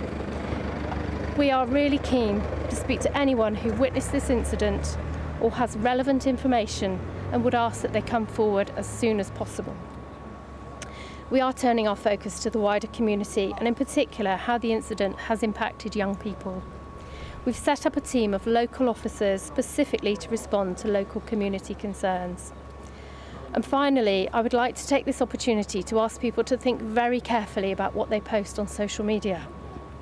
There are some graphic images circulating online, and people should consider the impact of those on the families and those most closely affected by this incident. Thank you. Good afternoon. I want to begin by saying on behalf of the London Ambulance Service that our thoughts are with all those impacted by this morning's incident and their families. This morning we began to receive 999 calls to our control room suggesting there had been a stabbing in the vicinity of Hainault Underground Station.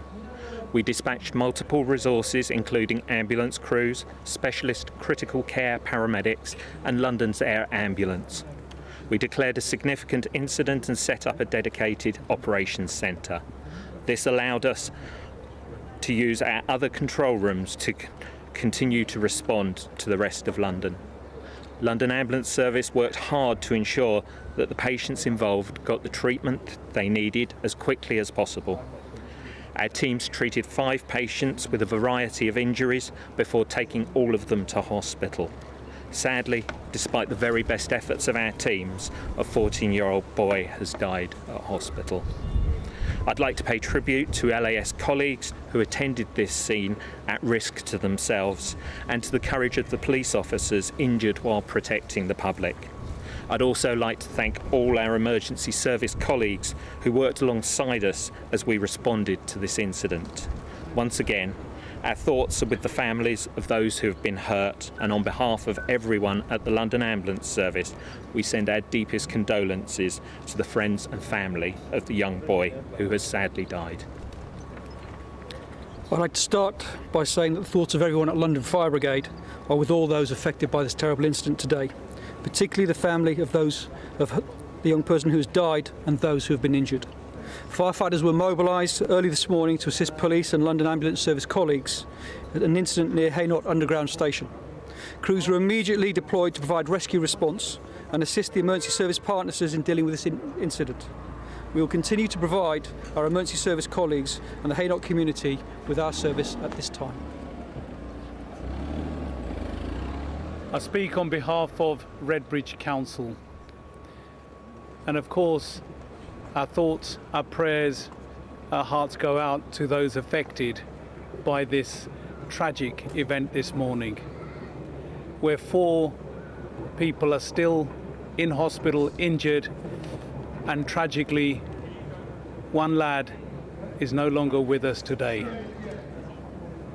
I also want to thank the officers of the 3 services standing next to me, the police, the London Ambulance Service, the Fire Brigade, who heroically stopped further tragedy from happening. Their quick response and putting themselves in harm's way to stop further tragedy from occurring. It's through their quick thinking that they have managed to salvage something out of today. And of course, we as a council will continue to support the 3 emergency services. We will continue to support the wider Hainault community in the coming weeks and months. We're a strong-knit community, very close-knit, and we will continue to work with our community cohesion work here, and we will be there for our residents, our neighbours, as this goes into the future. Thank you. Thank you. Okay, and that was a joint press conference there, related, of course, to the tragic stabbing earlier this morning at Hainault Tube Station in North East London. First to speak was the Assistant Commissioner of the Metropolitan Police. North. There's West Streeton. Go Tim. Our whole community will be devastated by the heartbreaking news that killed in the horrific sword attack in Hainault this morning that saw 4 others injured, including 2 Metropolitan Police officers. I can't imagine what that poor boy's family are going through, and they have my deepest heartfelt condolences. And I know the thoughts and prayers not just of this community, but our whole country. My prayers are also with the other victims of this horrific attack and their loved ones. I particularly want to thank the emergency services for their courageous response, in particular the heroic Metropolitan Police officers who put themselves in harm's way to protect others. They are the best of us, and I know the injuries sustained by the police officers involved will have really affected our whole Metropolitan Police force. So I want to thank all of those officers who are very visible in our community today. I also know there'll be widespread fear and alarm in our community, but the police have made an arrest and are not looking for any other suspects. I'm grateful to the police for their visible and reassuring presence in Hainault today and their commitment to an ongoing presence in the coming days. I came here this afternoon straight from a meeting with the Mayor of London in Ilford, the leader of the London Borough of Redbridge, and have been in regular contact with the Metropolitan Police throughout the day, and will keep local residents updated as best I can. Our community deserves answers about what happened. It is vital that we give the police space to do their work. Anyone with any information or footage should provide this directly to the police via 101, and I would urge people to refrain from speculating or posting footage on social media while we wait for the facts to emerge. Thank you very much.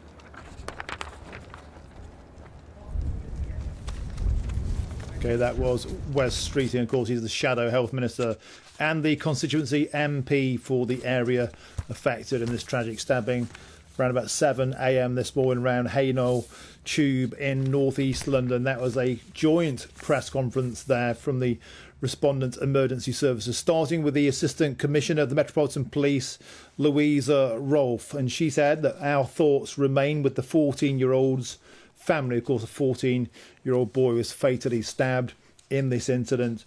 She commended the brave officers who also had been stabbed. 2 police officers, of course, were injured in this. She mentioned the 36-year-old man who was responsible for this allegedly is currently in hospital, and due to the nature of his injuries, because if you recall, he initially crashed his van into a property, he is currently unwell and not well enough to be questioned.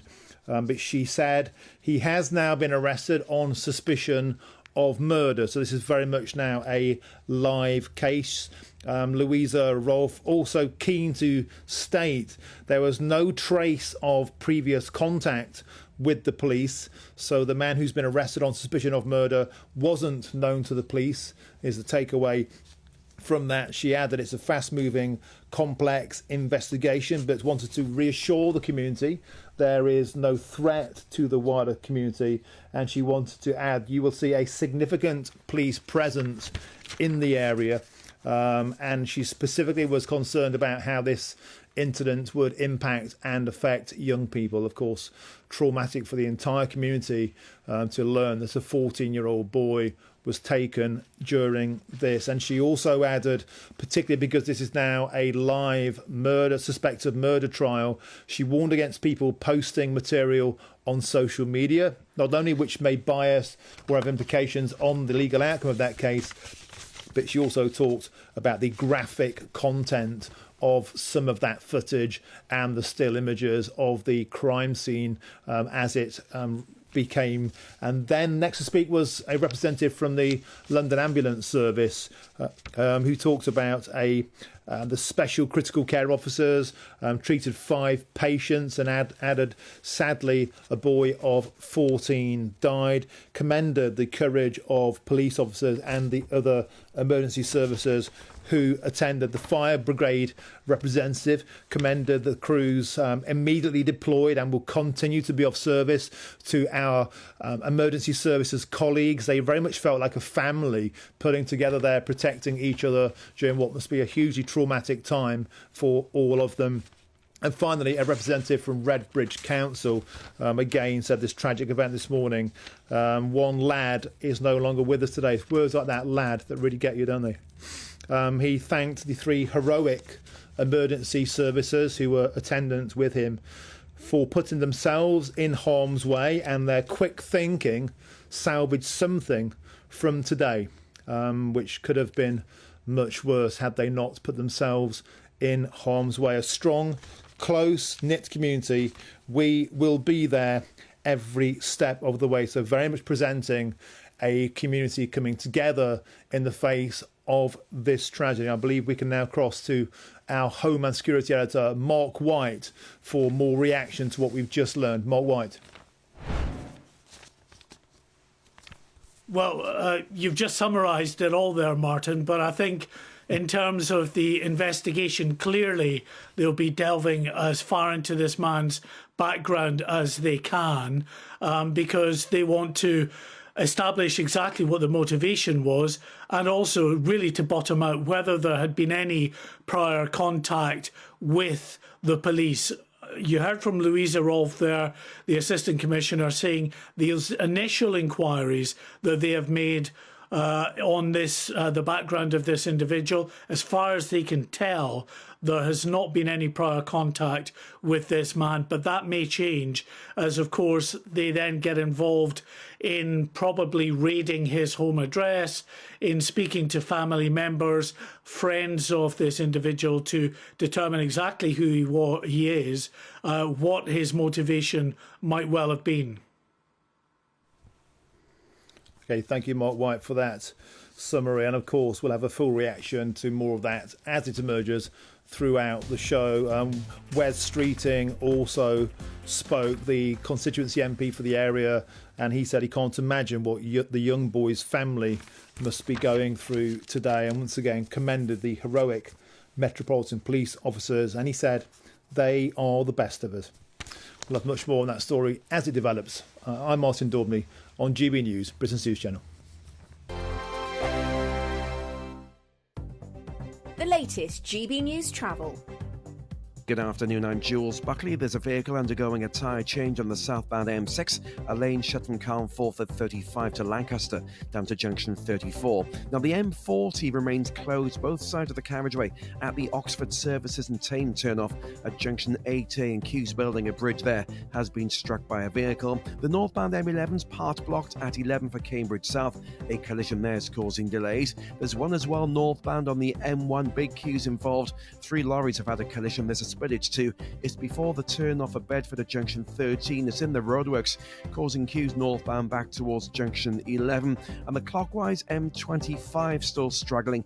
It's following an earlier broken down lorry just after junction 16. The M40 turn off, currently queuing back towards junction 14 clockwise.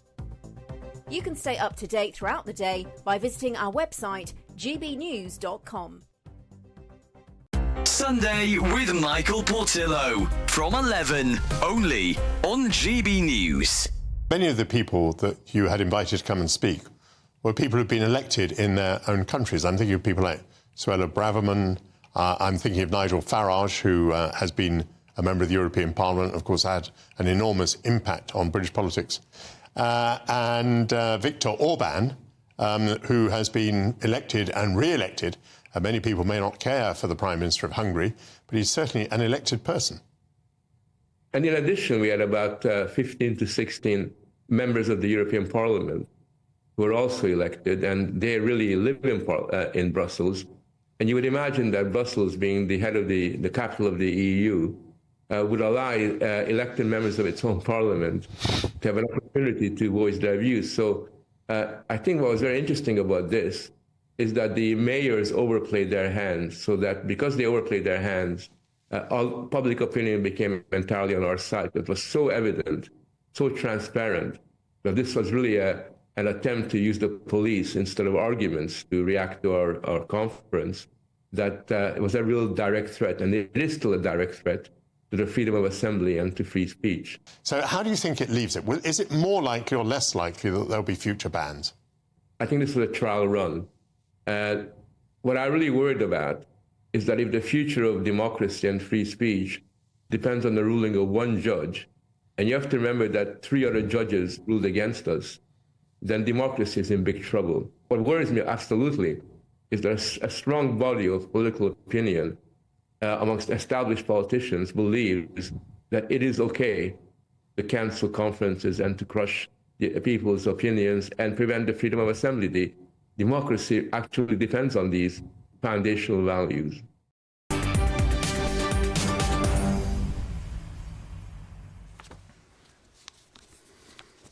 Welcome back. It's 4:45. I'm Martin Daubney. This is GB News. Welcome to the show. Now, of course, Humza Yousaf dramatically resigned from the post as First Minister of Scotland yesterday, having said on Friday that he would vow to fight on. Well, that vow to fight on only lasted the weekend. In a tear-soaked farewell, he talked about identity politics, how nobody who looked like him had even ever been working in Scottish politics. He even mentioned Gaza. But now that Mr Yousaf is consigned to history acting as the interim First Minister, all eyes now are on his successor. And to discuss who may be the runners and the riders, I'm now joined by Tony Maguire, GB News' Scotland reporter. Tony, welcome to the show. So all eyes are now on who will be the next First Minister. And the big question is, will we see a continuity candidate with more of the same McWoke politics, or might we see a more radical change and a veer back towards common sense? Well, it's interesting you say so, Martin, and good afternoon to you too. I think yesterday what we saw was the discontinuation of the continuity candidate, and yet the first thing that a lot of the parties seemed to jump towards was a continuity candidate for that continuity candidate.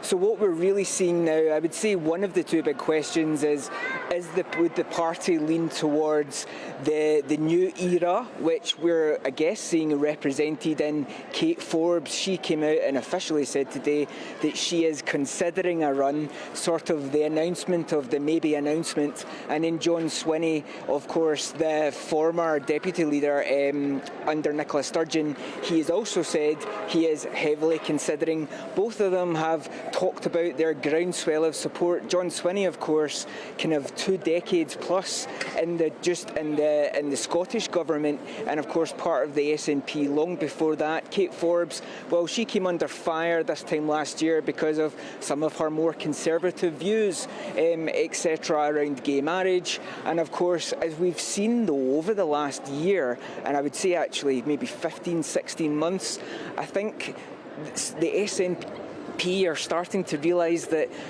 a lot of Scotland has this conservative side where, yes, we're, looking to be progressive, but, at our own pace. And I think a lot of warmth was shown to Kate Forbes last year, and I think she's described it herself this year as a groundswell of support. And then on the other question that I would put to you is, will we even see a leadership race at all? Now, I know that the press up here are absolutely dying for another 28 days on the road, but a lot of questions have been asked of whether we'll actually just see a coronation of John Swinney, whether we'll see it go to a safe pair of hands, and whether he will be enough to unite the pro-independence parties, stop an early election, and indeed leaving the Scottish Government into the hand of the pro-unionist parties. Now, that is very much the two questions being raised at the minute.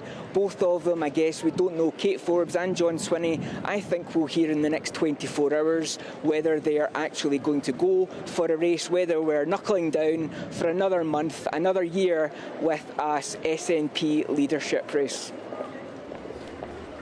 OK, Tony Maguire, thanks for that update on the bid to succeed Humza Yousaf as the next First Minister. Now, moving on, the NHS is to declare that sex is a matter of biology in a landmark shift against gender ideology. Changes to the Health Service's written constitution, proposed by ministers, will for the first time ban trans people from women-only wards and give women the right to request a female doctor for intimate care. Well, the new constitution will state we are defining sex as biological sex, and we're going to have a debate on this. And joining me now to debate it is the human rights campaigner and the activist Peter Tatchell, and the co-founder and the CEO of Sex Matters, Maya Forstarter. Welcome to the show to both of you. Maya, may I start with you? You no doubt think this is a long overdue welcome back to common sense and reality, don't you? Absolutely. If there's one place where people should know what sex you are, it's when they're dealing with your healthcare. It's crazy that the NHS has not been recording people's sex. Somebody might be non-binary and that's fine, but the hospital still needs to know whether they're male or female. And when it comes to putting people in sleeping accommodation in wards, women want to have single-sex spaces. They want to have privacy and dignity. And that doesn't mean the NHS can't also look after transgender males, but it can't do it by placing them in the women's ward.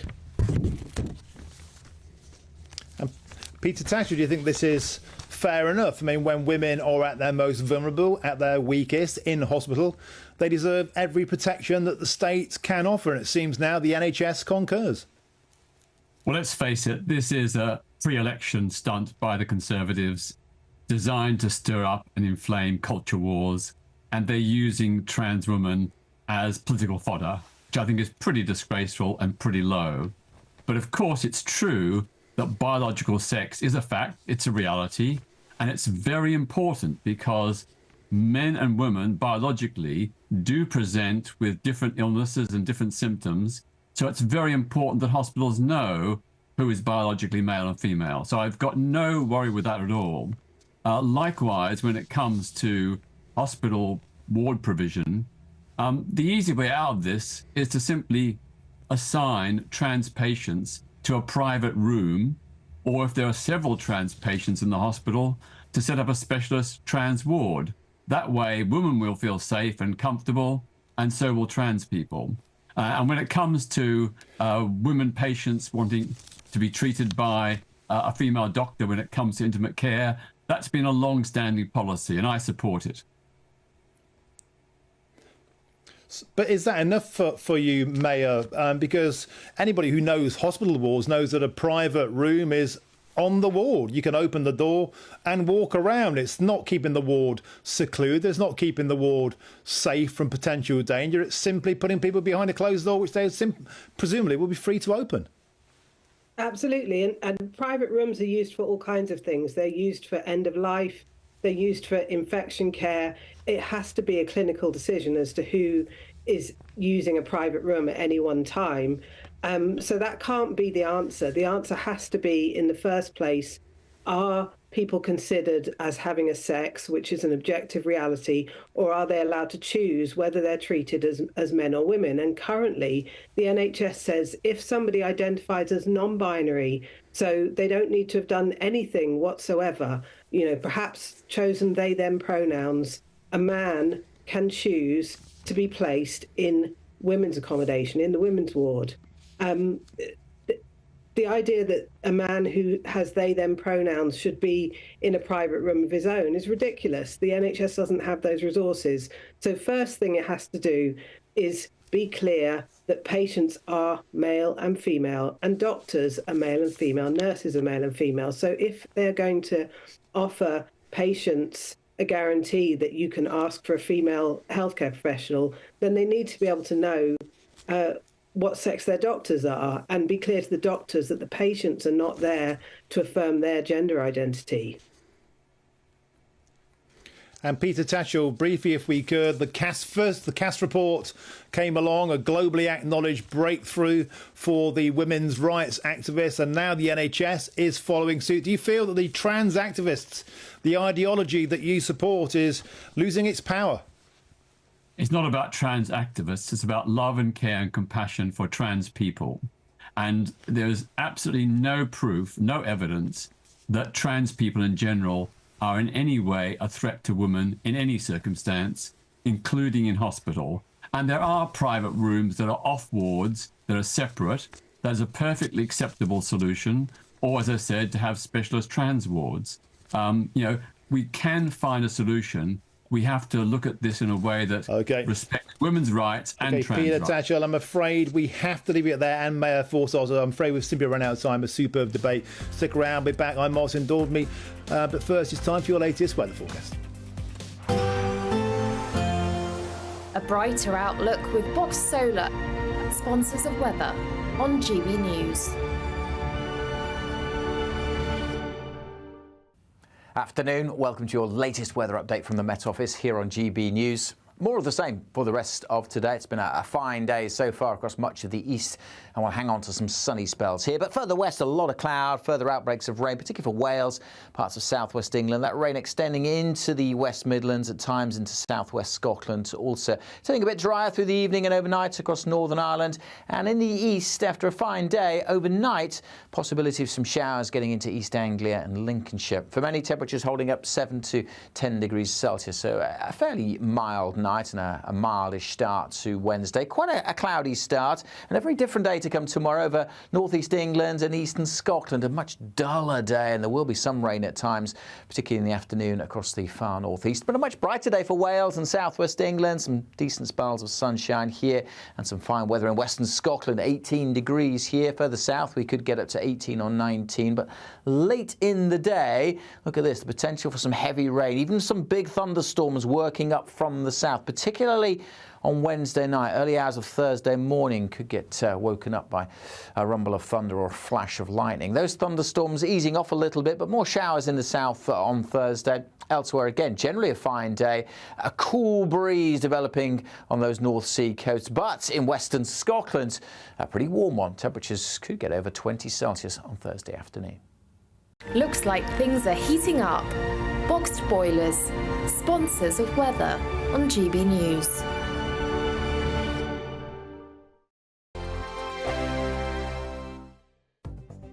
The latest GB News travel. Good afternoon, I'm Jules Buckley. Southbound M6, still a vehicle undergoing a tyre change from Carnforth down to Lancaster.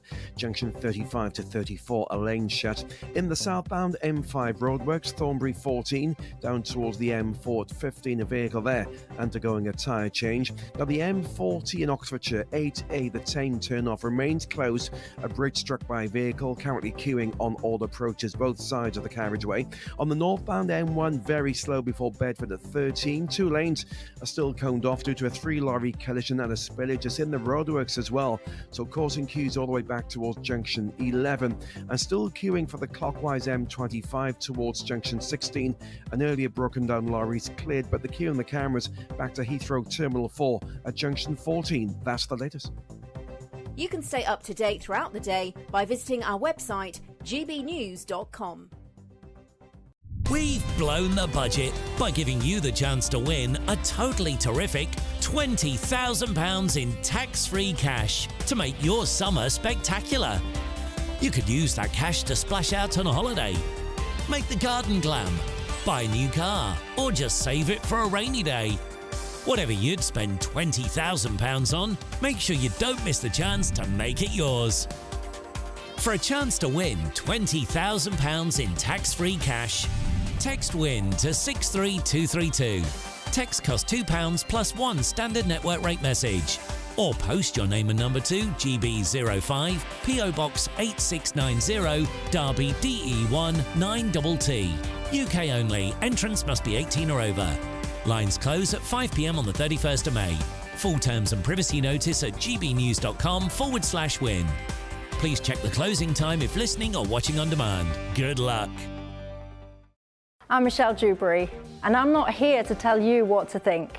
I'd much rather hear what you have to say. So, send in your opinions to gbviews@gbnews.com. Keep them clean, and you never know, I might read them out.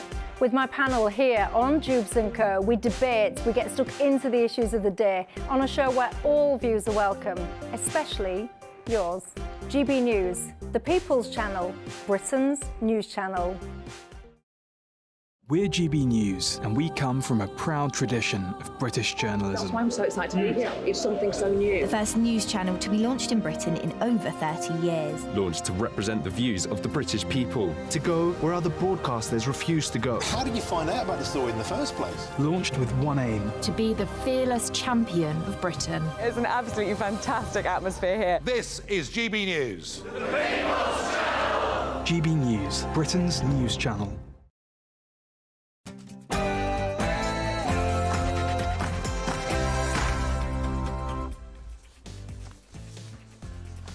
A very good afternoon to you. It's 5 p.m. Welcome to the Martin Daubney Show, broadcasting live from the heart of Westminster, all across the UK. Coming up in the next hour, we'll have the latest news on the tragic stabbing in northeast London, and we heard a short while ago from the Assistant Police Commissioner who gave a detailed insight into the status of the 36-year-old man who now has been arrested on suspicion of attempted murder. We learned he is too unwell to be questioned. She gave her sympathy and her heartfelt feelings to the local community. We also heard from the fire service, from the ambulance services, from the council, and also the local MP, and of course the Shadow Health Minister, Wes Streeting. We'll have a full update on that fast-moving story throughout this hour. And also the King is back on duty. He paid a visit today to University Hospital London, back in fine fettle, and he also extended his heartfelt condolences to the victims of today's tragic sound. We'll have that, and we'll have loads of debate. We'll have a cracking amount of fun. But first, it's time for your latest news headlines, and it's Ray Edison.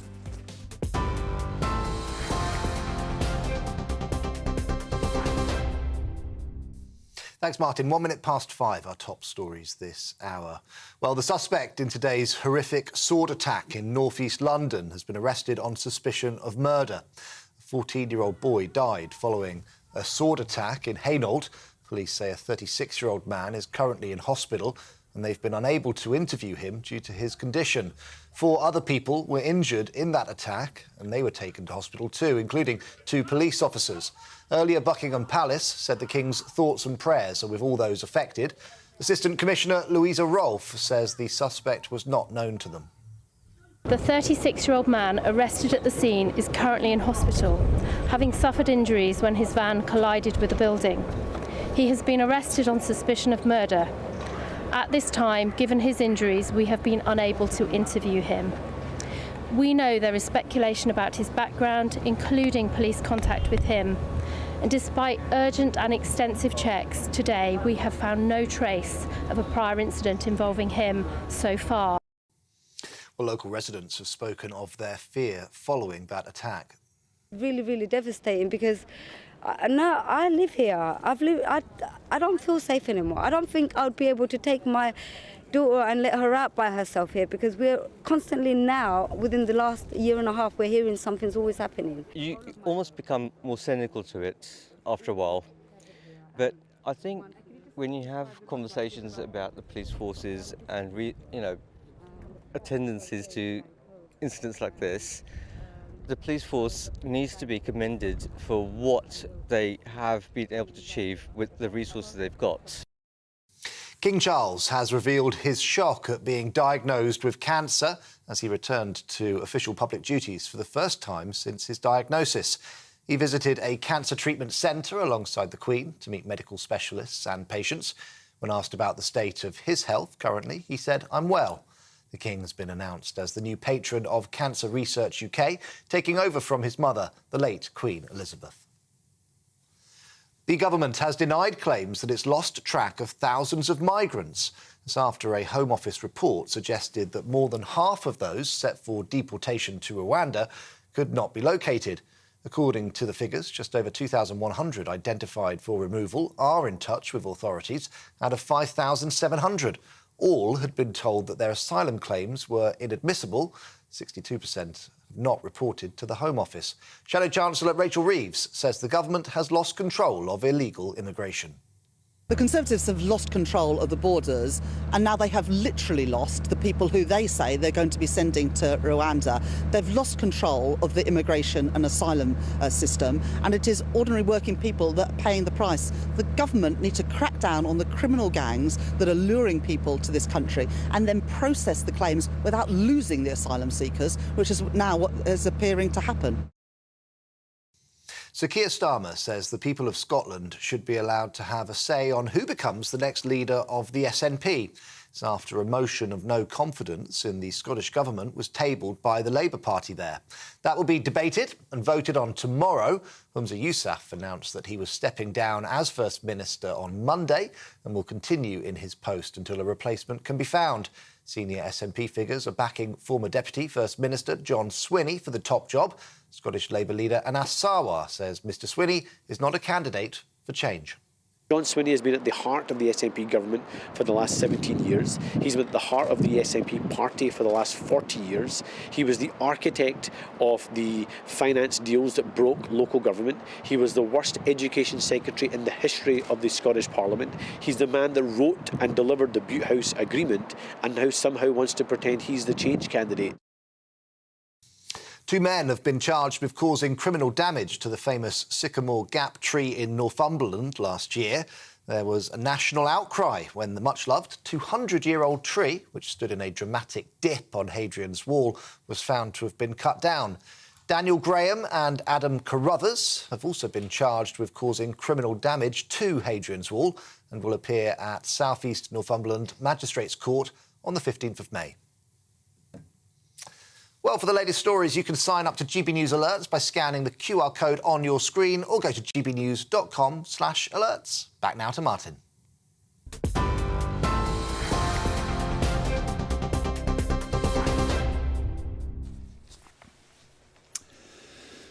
Thank you very much, Ray. Now we start this hour with our top story. And of course, it's the tragic stabbing this morning in Hainault in northeast London, and a boy of 14 years age was tragically killed. Two police officers also wounded in the attack by a 36-year-old man you can see on your screen now, and also two pedestrians also caught in that incident. A short while ago, we heard a press conference from the Assistant Commissioner of the Metropolitan Police Force, Louisa Rolfe, who gave us some significant updates. And now we can cross to Catherine Forster, GB News' political correspondent, who is at the scene of the incident earlier on. Catherine, you spoke very emotionally earlier on of the locals who'd spoken with you, their sense of desolation of what's happened, and now we've heard from the police. What's the latest?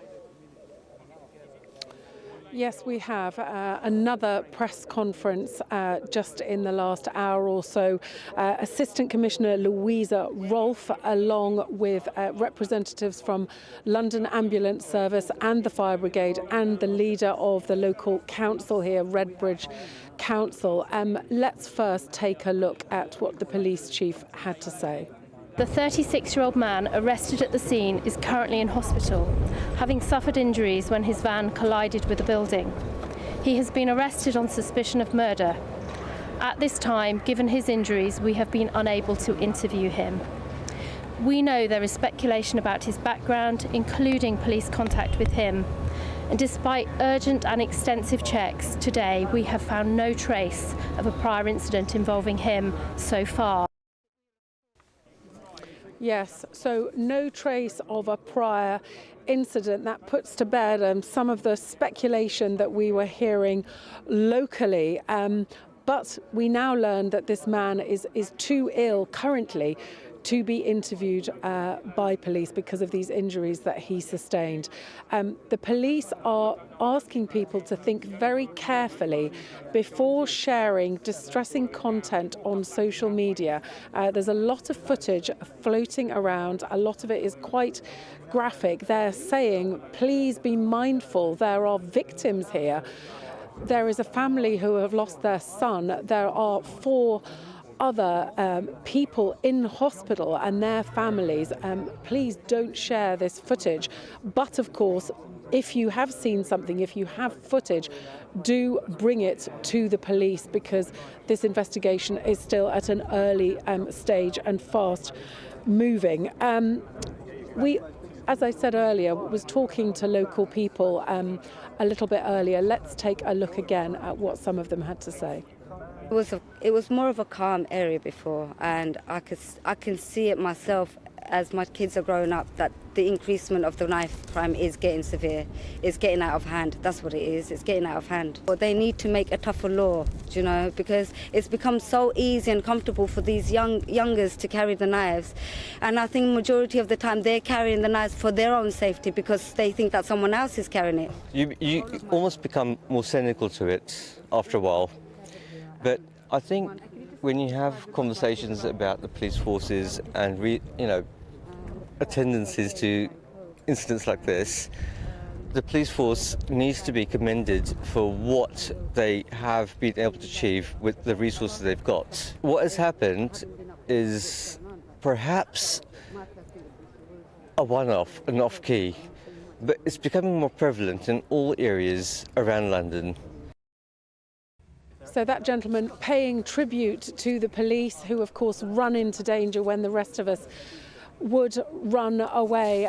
The lady saying that, you know, in the last few years she started to feel unsafe in this neighbourhood. I have to say, northeast London, it's a very ordinary, very suburban area, the same as many of us go back to on a night after school and after work. But they were also telling me that there'd been actually a shooting on this road at the beginning of April. Nobody, luckily, was killed in that incident, but there was also a stabbing not too far away too. So the community very, very concerned. The police stressing that they have specialist officers supporting, of course, the family of the boy who has died, but who are there for the local community, saying this is not, they don't believe, terror related.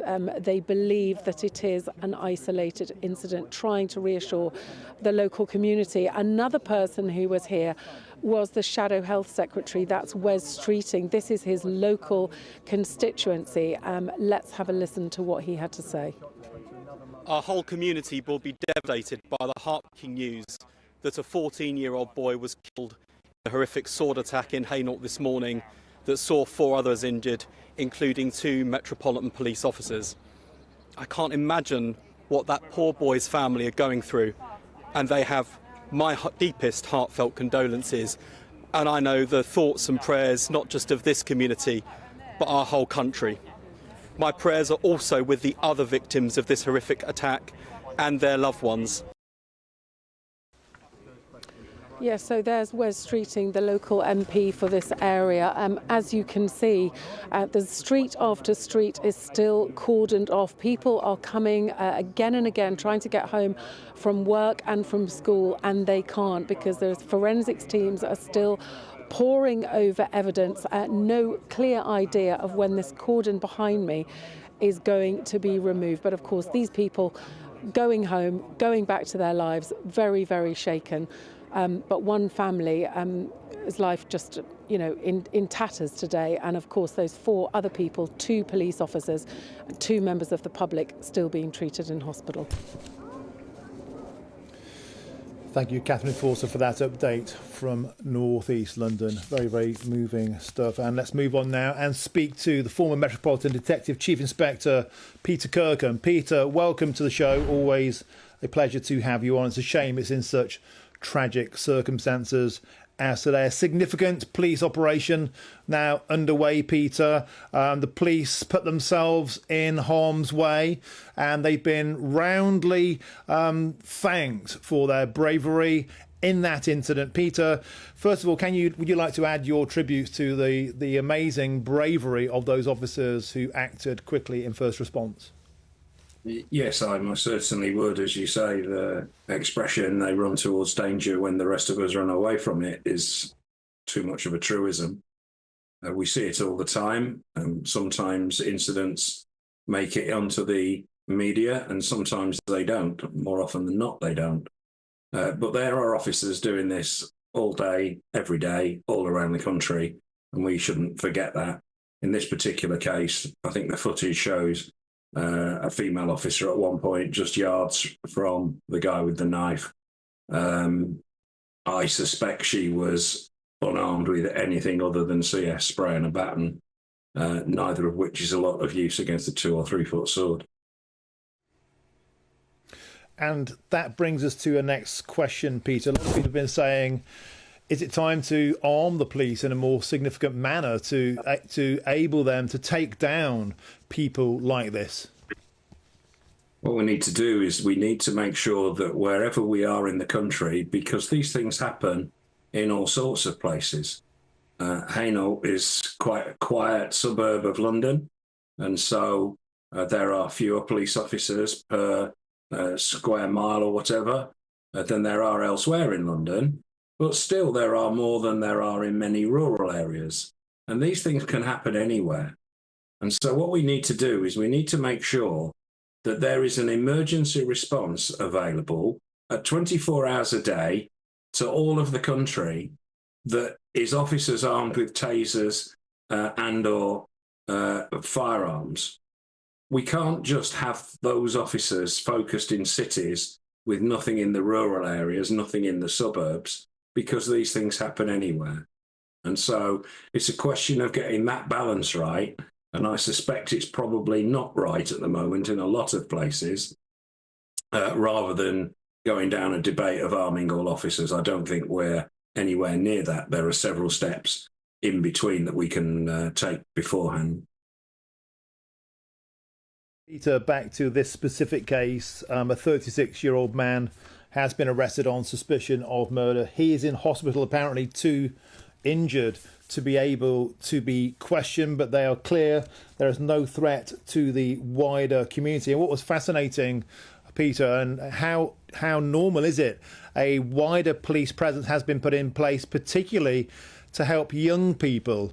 Of course, a 14-year-old boy tragically taken in this incident, that would have a profound impact on all young people in that community, many of whom may even have gone to school with this child.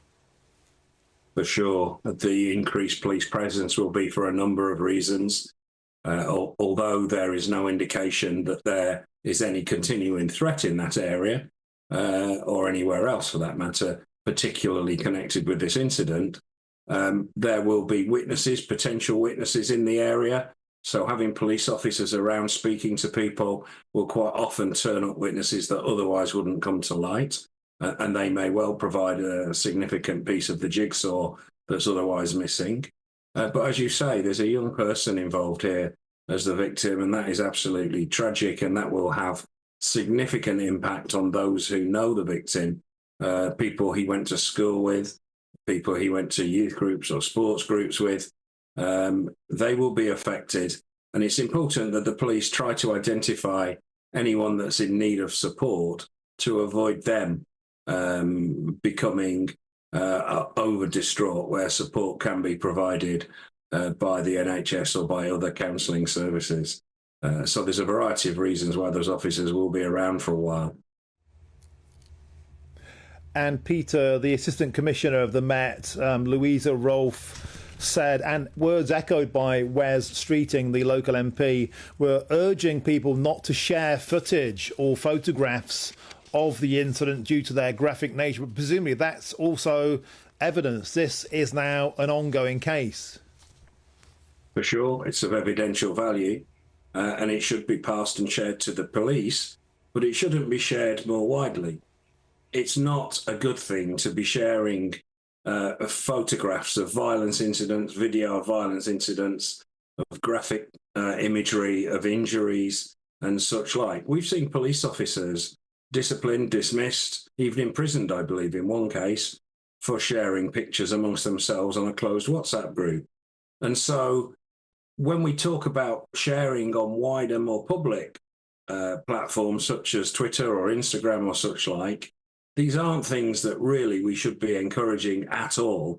And in fact, we should be cracking down on the platform providers to make sure that this sort of thing isn't shared.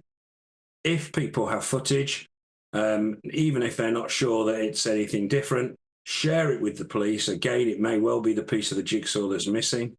Share it with the police, but do not share it on wider social media. It distresses those involved. And it is distressing to many others, and it has a detrimental effect on young people who might see it as well. So there's a myriad reasons why it shouldn't be shared openly on social media. If you do see footage like that, then report it to the social media provider and ask that they take it down. They will in some cases. OK, thank you. Excellent advice, as ever. Thank you. Former Metropolitan Police Detective Chief Inspector Peter Kirkham, thank you very much for joining us on the show. Now, to change of pace, it's time for our latest Great British Giveaway. It's summertime, or so they say, and we'd like to make it sizzle for you. It's our biggest ever giveaway, £20,000 tax-free. And here's how it could be yours. We've blown the budget by giving you the chance to win a totally terrific £20,000 in tax-free cash to make your summer spectacular. You could use that cash to splash out on a holiday, make the garden glam, buy a new car, or just save it for a rainy day. Whatever you'd spend £20,000 on, make sure you don't miss the chance to make it yours. For a chance to win £20,000 in tax-free cash, text WIN to 63232. Text costs £2 plus one standard network rate message. Or post your name and number to GB05 PO Box 8690 Derby DE1 9TT. UK only. Entrance must be 18 or over. Lines close at 5 p.m. on the 31st of May. Full terms and privacy notice at gbnews.com/win. Please check the closing time if listening or watching on demand. Good luck. Coming up after the break, I'll be speaking to a local newspaper editor in Nottingham for the reaction to the notion, Rishi Sunak backing the idea that people who were stabbed in Nottingham by Valdo Colocani should get a St George's medal for their bravery. We'll be discussing that next. I'm Martin Daubney on GB News.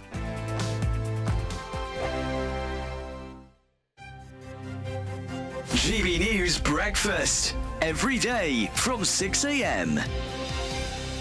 Cheryl Baker. Good morning, Cheryl. Good morning. When you think back to 1981, I mean, obviously, the ABBA victory then wasn't all that long ago, 9 years earlier. Do you think they had a huge influence then on the sort of direction that Eurovision was taking? Yeah, they did. They changed it completely. Because up to then, it had all been very staid and a bit posh, long frock, sticky bow ties, you know. And then they came along and they blew it out of the water. They looked so different. And they modernised it. And I think, yeah, it made a big change.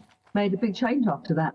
And we were watching your performance on Eurovision a little bit earlier on of making your mind up. I mean, you had so much fun, didn't you, up on that stage? Were you, in some part, inspired by ABBA? Yes, I would say so. ABBA was 74. I turned professional in 75 and did my first song for Europe, which was, you know, when they choose the British song to go forward. I did my first one in February 1976. So, yeah. It was only months after ABBA's performance that I started my own Eurovision journey. Yeah, they just changed the face of it. They changed the face of Eurovision. And if you look at what Eurovision is now, I think that all started with ABBA's performance. It made people think this is much more than just a song contest. It's all about the look. I mean, the clothes, they looked fantastic. And even the composer, or not the composer, what's he called? The conductor. He was dressed as Napoleon. It made it fun. Fantastic song, obviously. Brilliant singing. But the whole look of it just changed the way that Eurovision is, and to this day. Join me, Camilla Tominey, every Sunday at 9:30 when I'll be interviewing the key players in British politics and taking them to task. This report basically says that he's not fit to stand trial. With an upcoming election looming over Westminster, now is the time for clear, honest answers. I agree. And that's precisely what I'll get. Is he indecisive?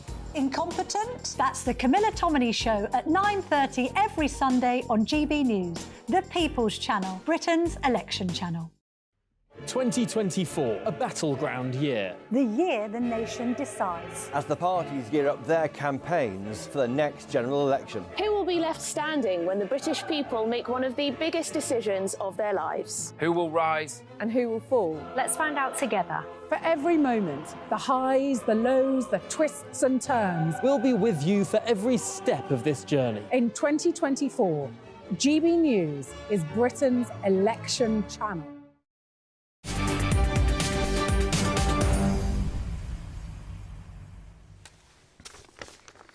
Welcome back. It's 5:25. I'm Martin Daubney. This is GB News.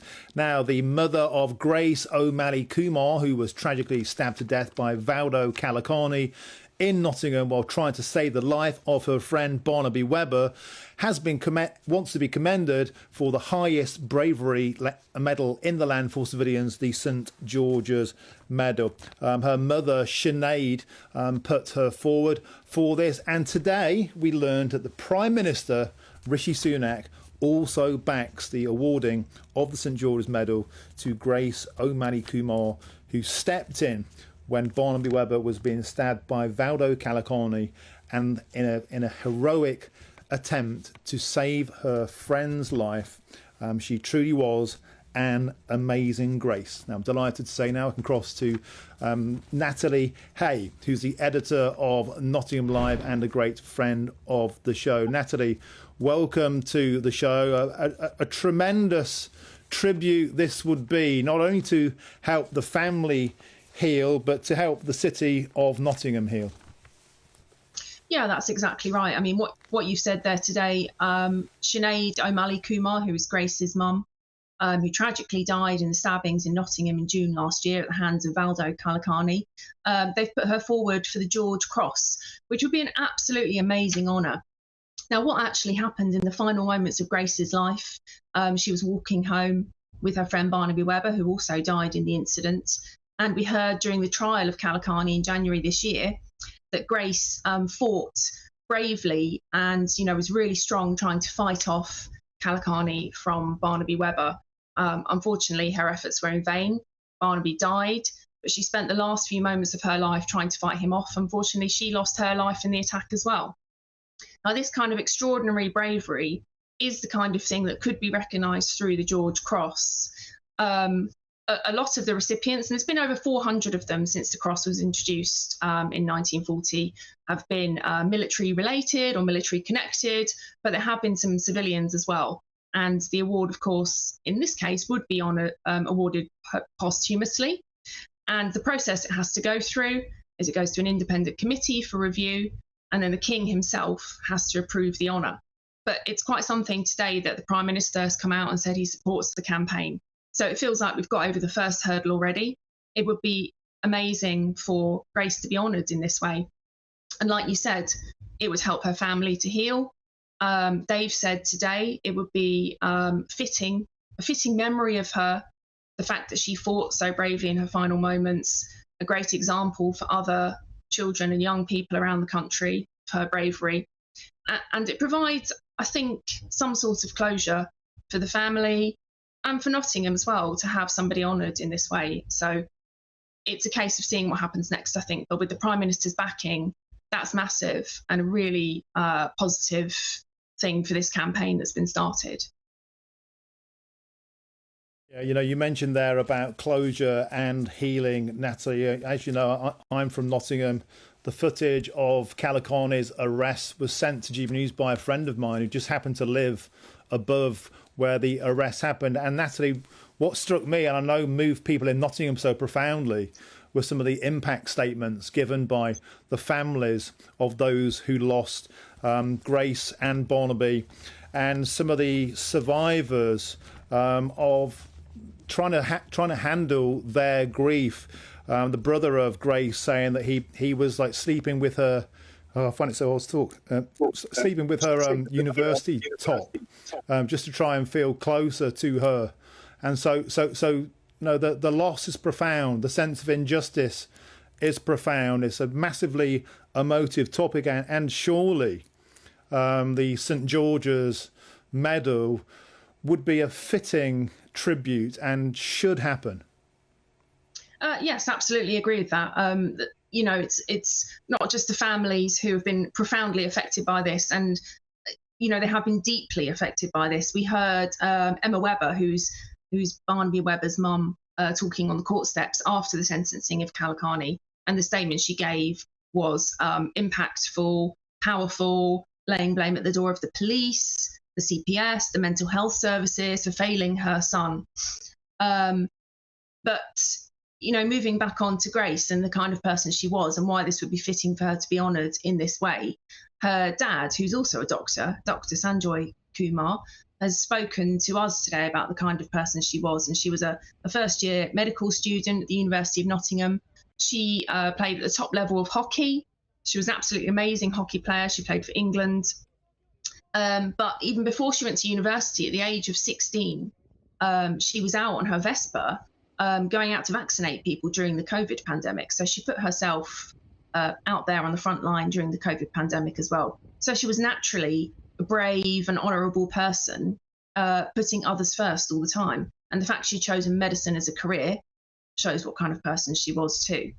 So an amazing person. And I think it's quite fitting to read out what her mum Sinead said as well. So she said, Grace is never coming back to us, but we never want her to be forgotten. And our hope is that it would help her to be remembered as the wonderful person she was. So Grace, of course, was not the only person to die in this attack. Barnaby Webber, who I've already mentioned, Ian Coates was the caretaker, who was 65, who was stabbed just around the corner as well. But there were also 3 people who were hit by Kalakani's van, who've had life-altering injuries in this attack. So the impact was quite wide-ranging. And I think if Grace is honoured in this way, it would put her place in history, and perhaps her name could be remembered more than Kalakani's, because you often find in cases like this that the murderer becomes notorious, which is what we don't want.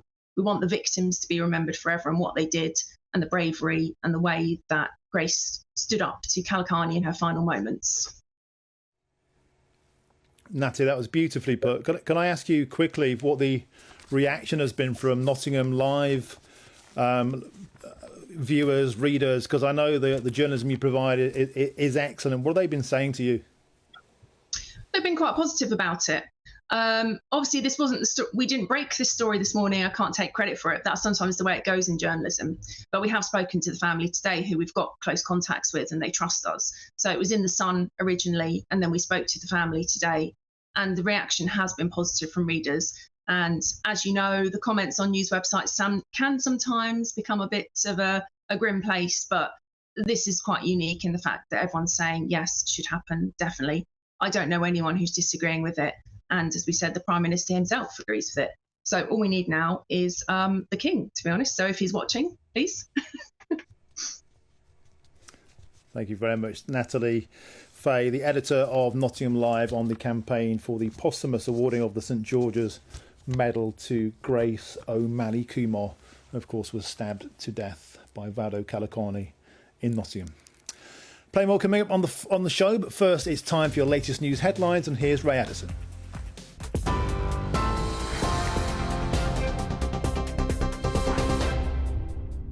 Thanks, Martin. 32 minutes past 5. The suspect in today's horrific sword attack in north-east London has been arrested on suspicion of murder. A 14-year-old boy died following that incident in Hainault. The Met says a 36-year-old man is currently in hospital, and they've been unable to interview him due to his condition. 4 other people were injured and taken to hospital, including 2 police officers. Earlier, Buckingham Palace said the King's thoughts and prayers are with all those affected. A jealous ex-partner who killed a mother in front of her 2 children has been handed a life sentence. 46-year-old Obert Moyo must serve a minimum of 27 years. He attacked 35-year-old Perseverance Nkub in her bedroom before chasing her into the street. Once there, he stabbed her through the heart. King Charles has revealed his shock at being diagnosed with cancer as he returned to official public duties for the first time since his diagnosis. He visited a cancer treatment centre alongside the Queen to meet medical specialists and patients. The King has been announced as the new patron of Cancer Research UK, taking over from his mother, the late Queen Elizabeth. The government has denied claims that it's lost track of thousands of migrants. It's after a Home Office report suggested that more than half of those set for deportation to Rwanda could not be located. According to the figures, just over 2,100 identified for removal are in touch with authorities out of 5,700. All had been told that their asylum claims were inadmissible. Sir Keir Starmer says the people of Scotland should be allowed to have a say on who becomes the next leader of the SNP. It's after a motion of no confidence in the Scottish Government was tabled by the Labour Party there. That will be debated and voted on tomorrow. Humza Yousaf announced he was stepping down as First Minister on Monday and will continue in that post until a replacement can be found. And finally, 2 men have been charged with causing criminal damage to the famous Sycamore Gap tree in Northumberland last year. There was a national outcry when the much-loved 200-year-old tree, which stood in a dramatic dip on Hadrian's Wall, was found to have been felled. Daniel Graham and Adam Carruthers have also been charged with causing criminal damage to the wall and will appear at South East Northumberland Magistrates Court on the 15th of May. Well, for the latest stories, sign up to GB News Alerts by scanning the QR code. It's on your screen now, or go to gbnews.com/alerts.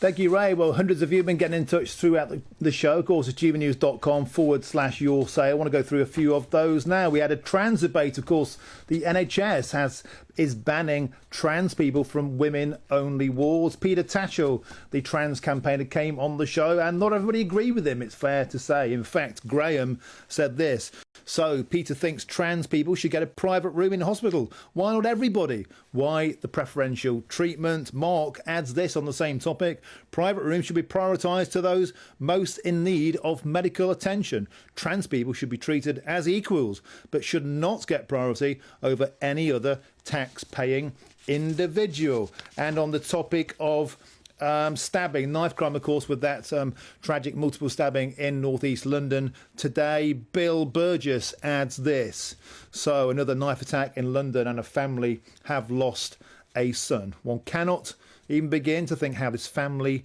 are suffering. I send them my deepest condolences. And Les, on the same topic, adds this: Martin, knife crime is totally out of control. It's about time the government elite allowed the police specialist armed units to do the job properly without any comeback. Problem solved. And finally, Mark Challoner adds this: we talked about immigration and the fact we've simply lost track of 3,500 people destined to be deported to Rwanda, simply vanished into the ether. What do we do about that? Well, Mark says this: people have been talking about implementing an Australia-style immigration system since before I was able to vote, and I'm now 55 years old.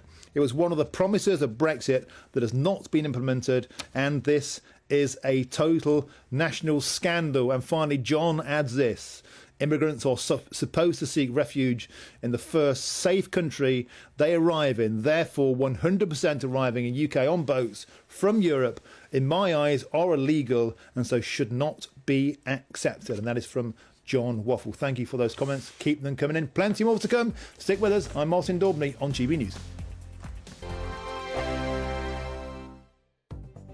The latest GB News travel. Good afternoon, I'm Johnny Ratner with the very latest. The M6 in Cumbria is blocked southbound from junction 40, the Penrith exit, down to 39 at Shat, where a vehicle's caught fire. In Lancashire, the M58 is blocked eastbound from junction 5 at Upholland to the Oral Lane interchange at the M6. And the M40 in Oxfordshire remains closed both ways. At junction 8A, the Oxford Services exit, a vehicle struck a bridge causing long queues and on the A34 out of Oxford. On the M1 in Bedfordshire, 2 lanes are closed northbound from junction 12 to 13 towards Bedford after a free lorry collision and spillage. On the Kent stretch of the M25, there are queues both ways between the Sevenoaks exit junction 5 and the Clackett Lane services. The inside lane is shut for emergency repairs, and South Western are running buses in for trains Shapperton to Fulwell because of problems with the signals at Kempton Park. That's the latest. You can stay up to date throughout the day by visiting our website gbnews.com. Britain's newsroom, weekday mornings from 9:30. Is it okay to call people fat? I won't call Bev fat because she isn't. She won't call me fat because I'm not. But the fitness fanatic, Derek Evans, you might know him better as 90s icon Mr Motivator, recently told a podcast diabetes have gone through the roof. You should be able to call people fat. Well, he joins us now. Good morning, Derek. Good morning. Good morning. Great to see you. So I think what you're getting at is this idea that we've become so polite about weight that we're ignoring the elephant in the room. If you'll forgive the phraseology there, and actually sometimes you've got to be cruel to be kind. Well, actually, you know, this has been taken out of all context. I actually didn't say you're entitled to call people fat. What I did say is that in the 80s and 90s, I remember the way I got into television, there was a gentleman walking at reception while I was waiting for the people I was training. And for some reason, I got up and I prodded him in the belly. And I said to him, you need to deal with that. That was fat. We have a nation where obesity, diabetes is killing every one of us. And unless we take responsibility for our health, rather than waiting for government to do this, government to do that, it is our responsibility, right, to look after our independence and our health. And as we get older, it's even more critical, right? And that's why I'm here as an example saying to you, listen, I'm 71 years of age and movement is medicine. And you can't sit around watching television and not going out to the gym or wherever. You will never, ever be able to look after your family and everything you've worked for. You will lose it. I've never seen a deposit account behind a hearse. No matter what you work for, the most important thing you can do with your life is every hour, do something active. Every hour.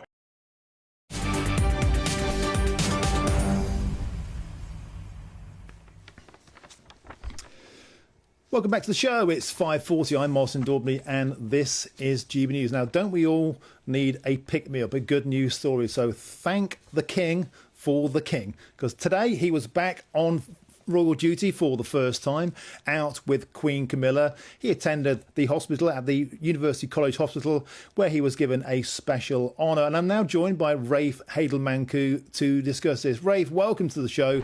Always a delight.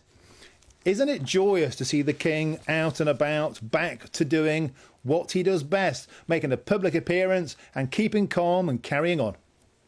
Absolutely, Martin. I mean, it's wonderful to see the King, as you say, out and about and looking so well. Surely enough to warm the cockles of all British hearts. And choosing a specialist cancer centre as His Majesty's first public engagement, I thought was an absolutely brilliant idea, because it allows the King to, both acknowledge the cancer care that he's receiving, but also, once again, to increase awareness, as he's done all along, of the importance of early cancer diagnosis and the need for, for the British public to get themselves checked.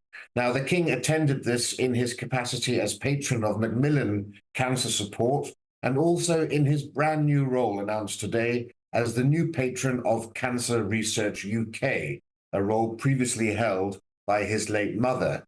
And the King entered this Macmillan Cancer Centre at UC Hospital to huge cheers from staff and patients alike. When the King went inside, he was actually quite concerned and asked one of the staff members if his visit had meant someone had missed out on their treatment, but was reassured that no one was missing treatment because of his visit. In terms of the King's own health, he was said to be full of energy, and he actually chose to climb the stairs rather than use the lift. So that's all very encouraging. And he had a very warm sit down with some of the patients and spoke very warmly to them about their treatment that they're receiving. And he was clearly now able to emphasize with them and to, basically relate to what they're going through. And his reply to one of those patients, Rafe, "I'm all right, thank you, not too bad," is about as British as you'll get, keeping calm and carrying on. And also, Rafe, there was a tragic incident in North East London today. Of course, 14-year-old boy was stabbed to death, and the King took time to send his thoughts and prayers to those who've been affected by that incident too. Yes, that's right. So the King, of course, whenever we get one of these tragic situations, the King also, as Prince of Wales, it must be said, he also did that, expressing his great concern, which really is a quite appalling and horrific scenario. But in terms of the actual today as well, he also said that it was quite a shock to have been told that he had cancer.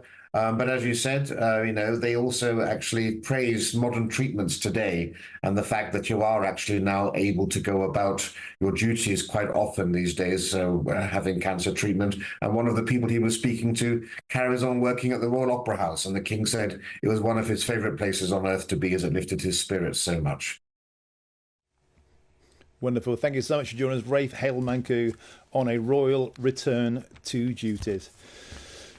Now, don't go anywhere, because after the break, I'll be joined by Matthew Lars and Suzanne Evans, my panel, and we'll be discussing with Humza Yousaf gone, will it be the end of Mac Woke north of the border? Well, I think it might get a whole lot worse. Stick around. I'm Martin Daubney on GB News.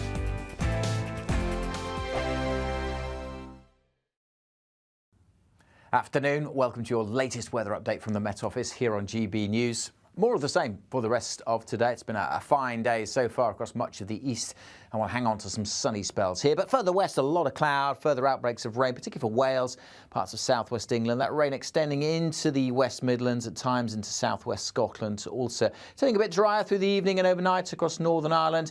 And in the east, after a fine day, overnight, possibility of some showers getting into East Anglia and Lincolnshire. For many, temperatures holding up 7 to 10 degrees Celsius. So a fairly mild night and a mildish start to Wednesday. Quite a cloudy start, and a very different day to come tomorrow over northeast England and eastern Scotland. A much duller day, and there will be some rain at times, particularly in the afternoon across the far northeast. But a much brighter day for Wales and southwest England. Some decent spells of sunshine here and some fine weather in western Scotland. 18 degrees here. Further south we could get up to 18 or 19, but late in the day, look at this, the potential for some heavy rain, even some big thunderstorms working up from the south, particularly on Wednesday night. Early hours of Thursday morning could get woken up by a rumble of thunder or a flash of lightning. Those thunderstorms easing off a little bit, but more showers in the south on Thursday. Elsewhere, again, generally a fine day.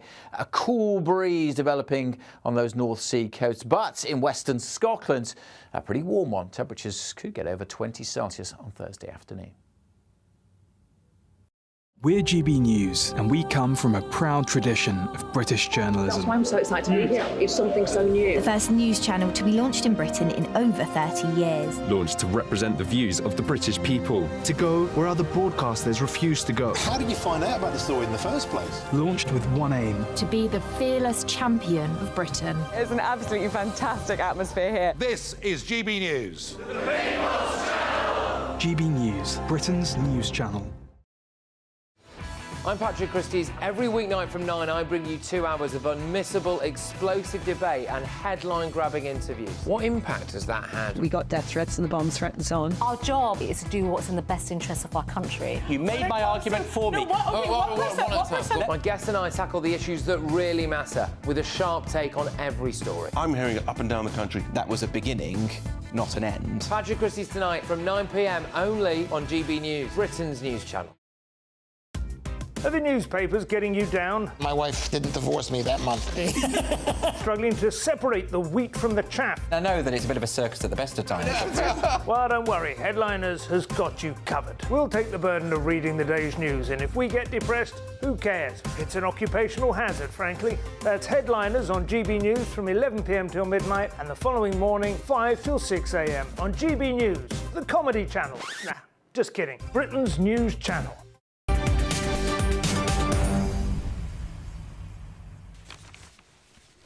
Welcome back. It's 5:47. Welcome to the Martin Daubney Show on GB News, broadcasting live from the heart of Westminster. Now we're on the final furlong. Delighted to say I'm introducing my panel. Former Labour advisor Matthew Larser and political commentator Suzanne Evans. Boy, am I glad to see you pair. Thank you so much for stepping in when you're needed. Now, the first topic I'd like to talk about at the moment is the fall of Humza Yousaf. And the big question is this a reset? Will we see the end of Mac Woke? Or is it about to get a lot worse? Ladies and gents, I'd like to show you a video from Anas Sarwar, who's the Labour leader in Scotland, and he might be in the offing to run the country if the SNP falls down at the election. Look, let's go at what he said. Every chief executive of every council and every government department, white. Every director of a department in Scotland, white. Every principal of a college or university in Scotland, white. Every head teacher in Scotland, white. Every chair of a public sector body in Scotland, white. Every High Court judge in Scotland, white. Every prison governor in Scotland, white. Every editor of a news organisation in Scotland, white. And the van that will go to Humza Yousaf's office to remove his stuff, white. I digress, gents. This is the guy who might be running the country. If anybody was hoping that this might be the end of the woke politics north of the border, let's start with you, Matthew. We might be in for more of the same. Well, I mean, you call it woke politics. I think it's a perfectly reasonable point to make. I see, because Anas looks somewhat younger there than he is now, that clip is a wee bit old, as they would say, north of the border, but it's a good find, to be fair to you. Look, I mean, it's absolutely right that you need to have diversity in Scotland. Scotland is a multicultural country, and so I hope that people of colour take those positions. But I know that Scotland, if we have the election in Holyrood that we need, just as we need an election at Westminster, if Anas has become First Minister, I know that he will be really focusing on the things the SNP have completely messed up, which is Scotland's schools, Scotland's hospitals, and those ferries that are still not taken to the seas. You know, so it's those core bread and butter issues that will be the focus of Scottish Labour's campaign, and that's why Anas, as leader, has turned Scottish Labour's fortunes around. But isn't that the point, Susan Evans? People in Scotland actually want to return to bread and butter politics, the perilous state of schools, crime, drug addiction, the NHS, and instead, somehow, something happened to Scotland and it went down a rabbit hole of identity politics. It absolutely did. It certainly became the woke capital of Great Britain, there's no doubt about that. Now, will the SNP learn from their mistakes remains to be seen. I have to say, he's not the front runner for the campaign. The front runner is John Swinney. He's a former deputy leader. He's a heavyweight. He's been a member of the SNP MP since he was 15 years old. He was one of the very first members of the Scottish Assembly.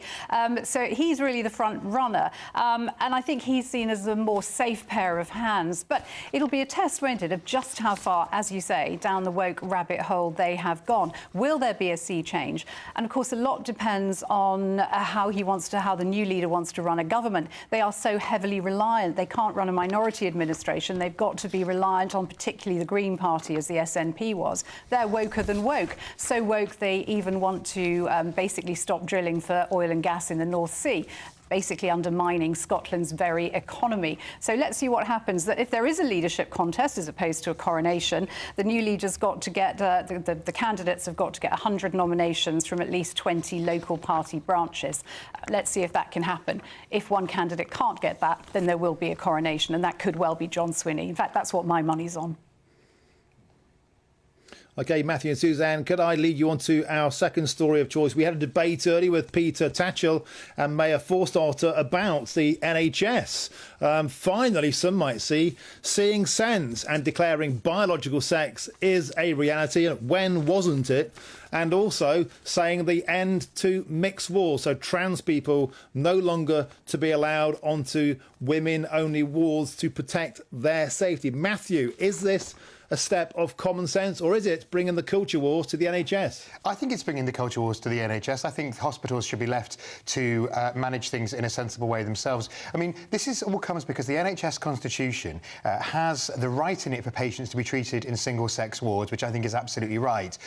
Remember, it was a big issue that led to people campaigning for this. So this is, but of course, what's happening is the government doesn't want you to know is that 44,000 people, which is 20 times more than a decade ago, were unable to be treated in the single-sex ward that they wanted last year. So we're talking about a handful of trans people and 44,000 people who are being treated either women in men's wards or men in women's wards when they want to be in single-sex wards. So that's what really worries me, that the government are using this culture war to try and disguise the fact that they're really failing people in terms of giving people the rights to be treated in the environment they want. So I think making it all about a handful of trans people. And remember, this is the people who should only be ever people who have legally transitioned and have got a gender recognition certificate who would ever have been treated in those wards. And frankly, the government can say what it likes, but it's not just but those. I think it's a disgrace that we still have those mixed-sex wards in our hospitals. I have to fundamentally disagree with Matthew on this. This is not about culture wars. This is about basic biology. It's also about women's safety.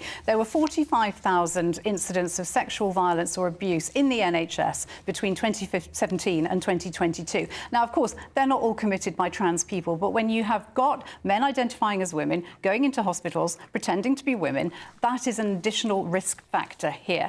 And this is basically common sense. What I find astonishing about this is that it is doctors we've been talking about here who've been opposing this. People who absolutely know that there are only two basic sexes, and anyone who says otherwise, is frankly, it's quite astonishing that doctors have been pushing this line. I mean, I agree with you, Suzanne, that it shouldn't be people who've just self-identify, and thankfully, I think all the parties at Westminster united against self-identification now. But it should be people who've gone through the process. You said that's what it's only people who have a gender thing, and it's not. As Baroness Nicholson said, we know there was a man Matthew, who raped a woman Suzanne, in a ward. you can carry on this one. You can carry on this ding-dong after the show. I'm afraid we have to cut you off right there. But thank you so much for joining us. An excellent end to the show. So thank you for joining me on the show today. We got through it. And now it's Jubes & Co. coming up next. But first, time for your weather forecast. A brighter outlook with Box Solar, sponsors of weather on GB News. Afternoon, welcome to your latest weather update from the Met Office here on GB News. More of the same for the rest of today. It's been a fine day so far across much of the east, and we'll hang on to some sunny spells here. But further west, a lot of cloud, further outbreaks of rain, particularly for Wales, parts of southwest England. That rain extending into the West Midlands, at times into southwest Scotland. Also turning a bit drier through the evening and overnight across Northern Ireland. And in the east, after a fine day, overnight, possibility of some showers getting into East Anglia and Lincolnshire. For many, temperatures holding up 7 to 10 degrees Celsius, so a fairly mild night. overnight and a mildish start to Wednesday. Quite a cloudy start and a very different day to come tomorrow over northeast England and eastern Scotland. A much duller day, and there will be some rain at times, particularly in the afternoon across the far northeast. But a much brighter day for Wales and southwest England. Some decent spells of sunshine here and some fine weather in western Scotland. 18 degrees here. Further south we could get up to 18 or 19. But late in the day, look at this, the potential for some heavy rain, even some big thunderstorms working up from the south, particularly on Wednesday night. Early hours of Thursday morning could get woken up by a rumble of thunder or a flash of lightning. Those thunderstorms easing off a little bit, but more showers in the south on Thursday. Elsewhere, again, generally a fine day. A cool breeze developing on those North Sea coasts, but in western Scotland, a pretty warm one. Temperatures could get over 20 Celsius on Thursday afternoon. That warm feeling inside from Boxed Boilers, sponsors of weather on GB News.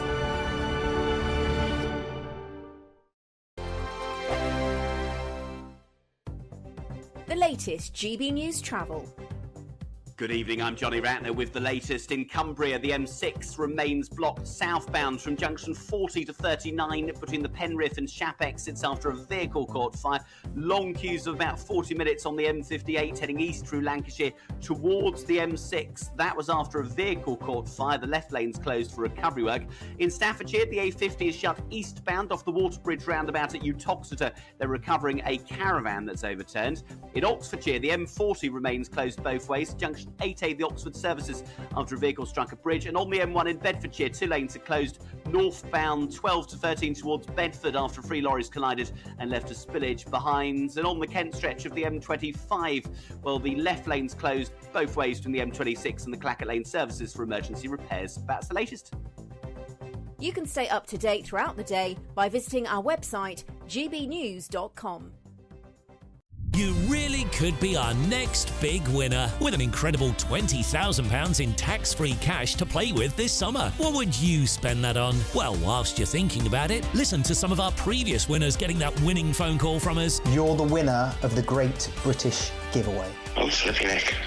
Oh dear. Oh my God, are you joking? You're joking. Really? Seriously, it's not a wine. What is it? Oh my God, this is amazing. Thank you. The next winning call could be answered by you. For a chance to win £20,000 in tax-free cash, text WIN to 63232. Text costs £2 plus 1 standard network rate message. Or post your name and number to GB05 PO Box 8690 Derby DE1 9TT.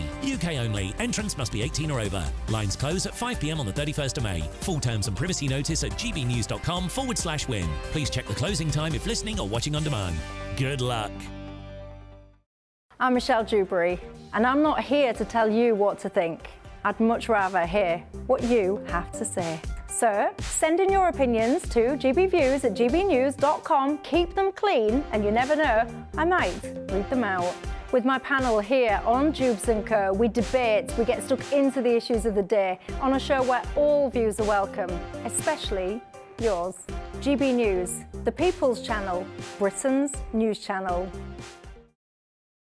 GB News is Britain's election channel. And from Thursday, the people decide. As the country heads to the polls in a rush of elections, we'll take you through the night as the first results come in. And we'll pick up at breakfast with the very best guests and analysis. And on the weekend, the results won't stop, and neither will we. We'll explore what it all means for you as we look ahead to the general election. Continuing coverage live from Thursday at midnight on GB News.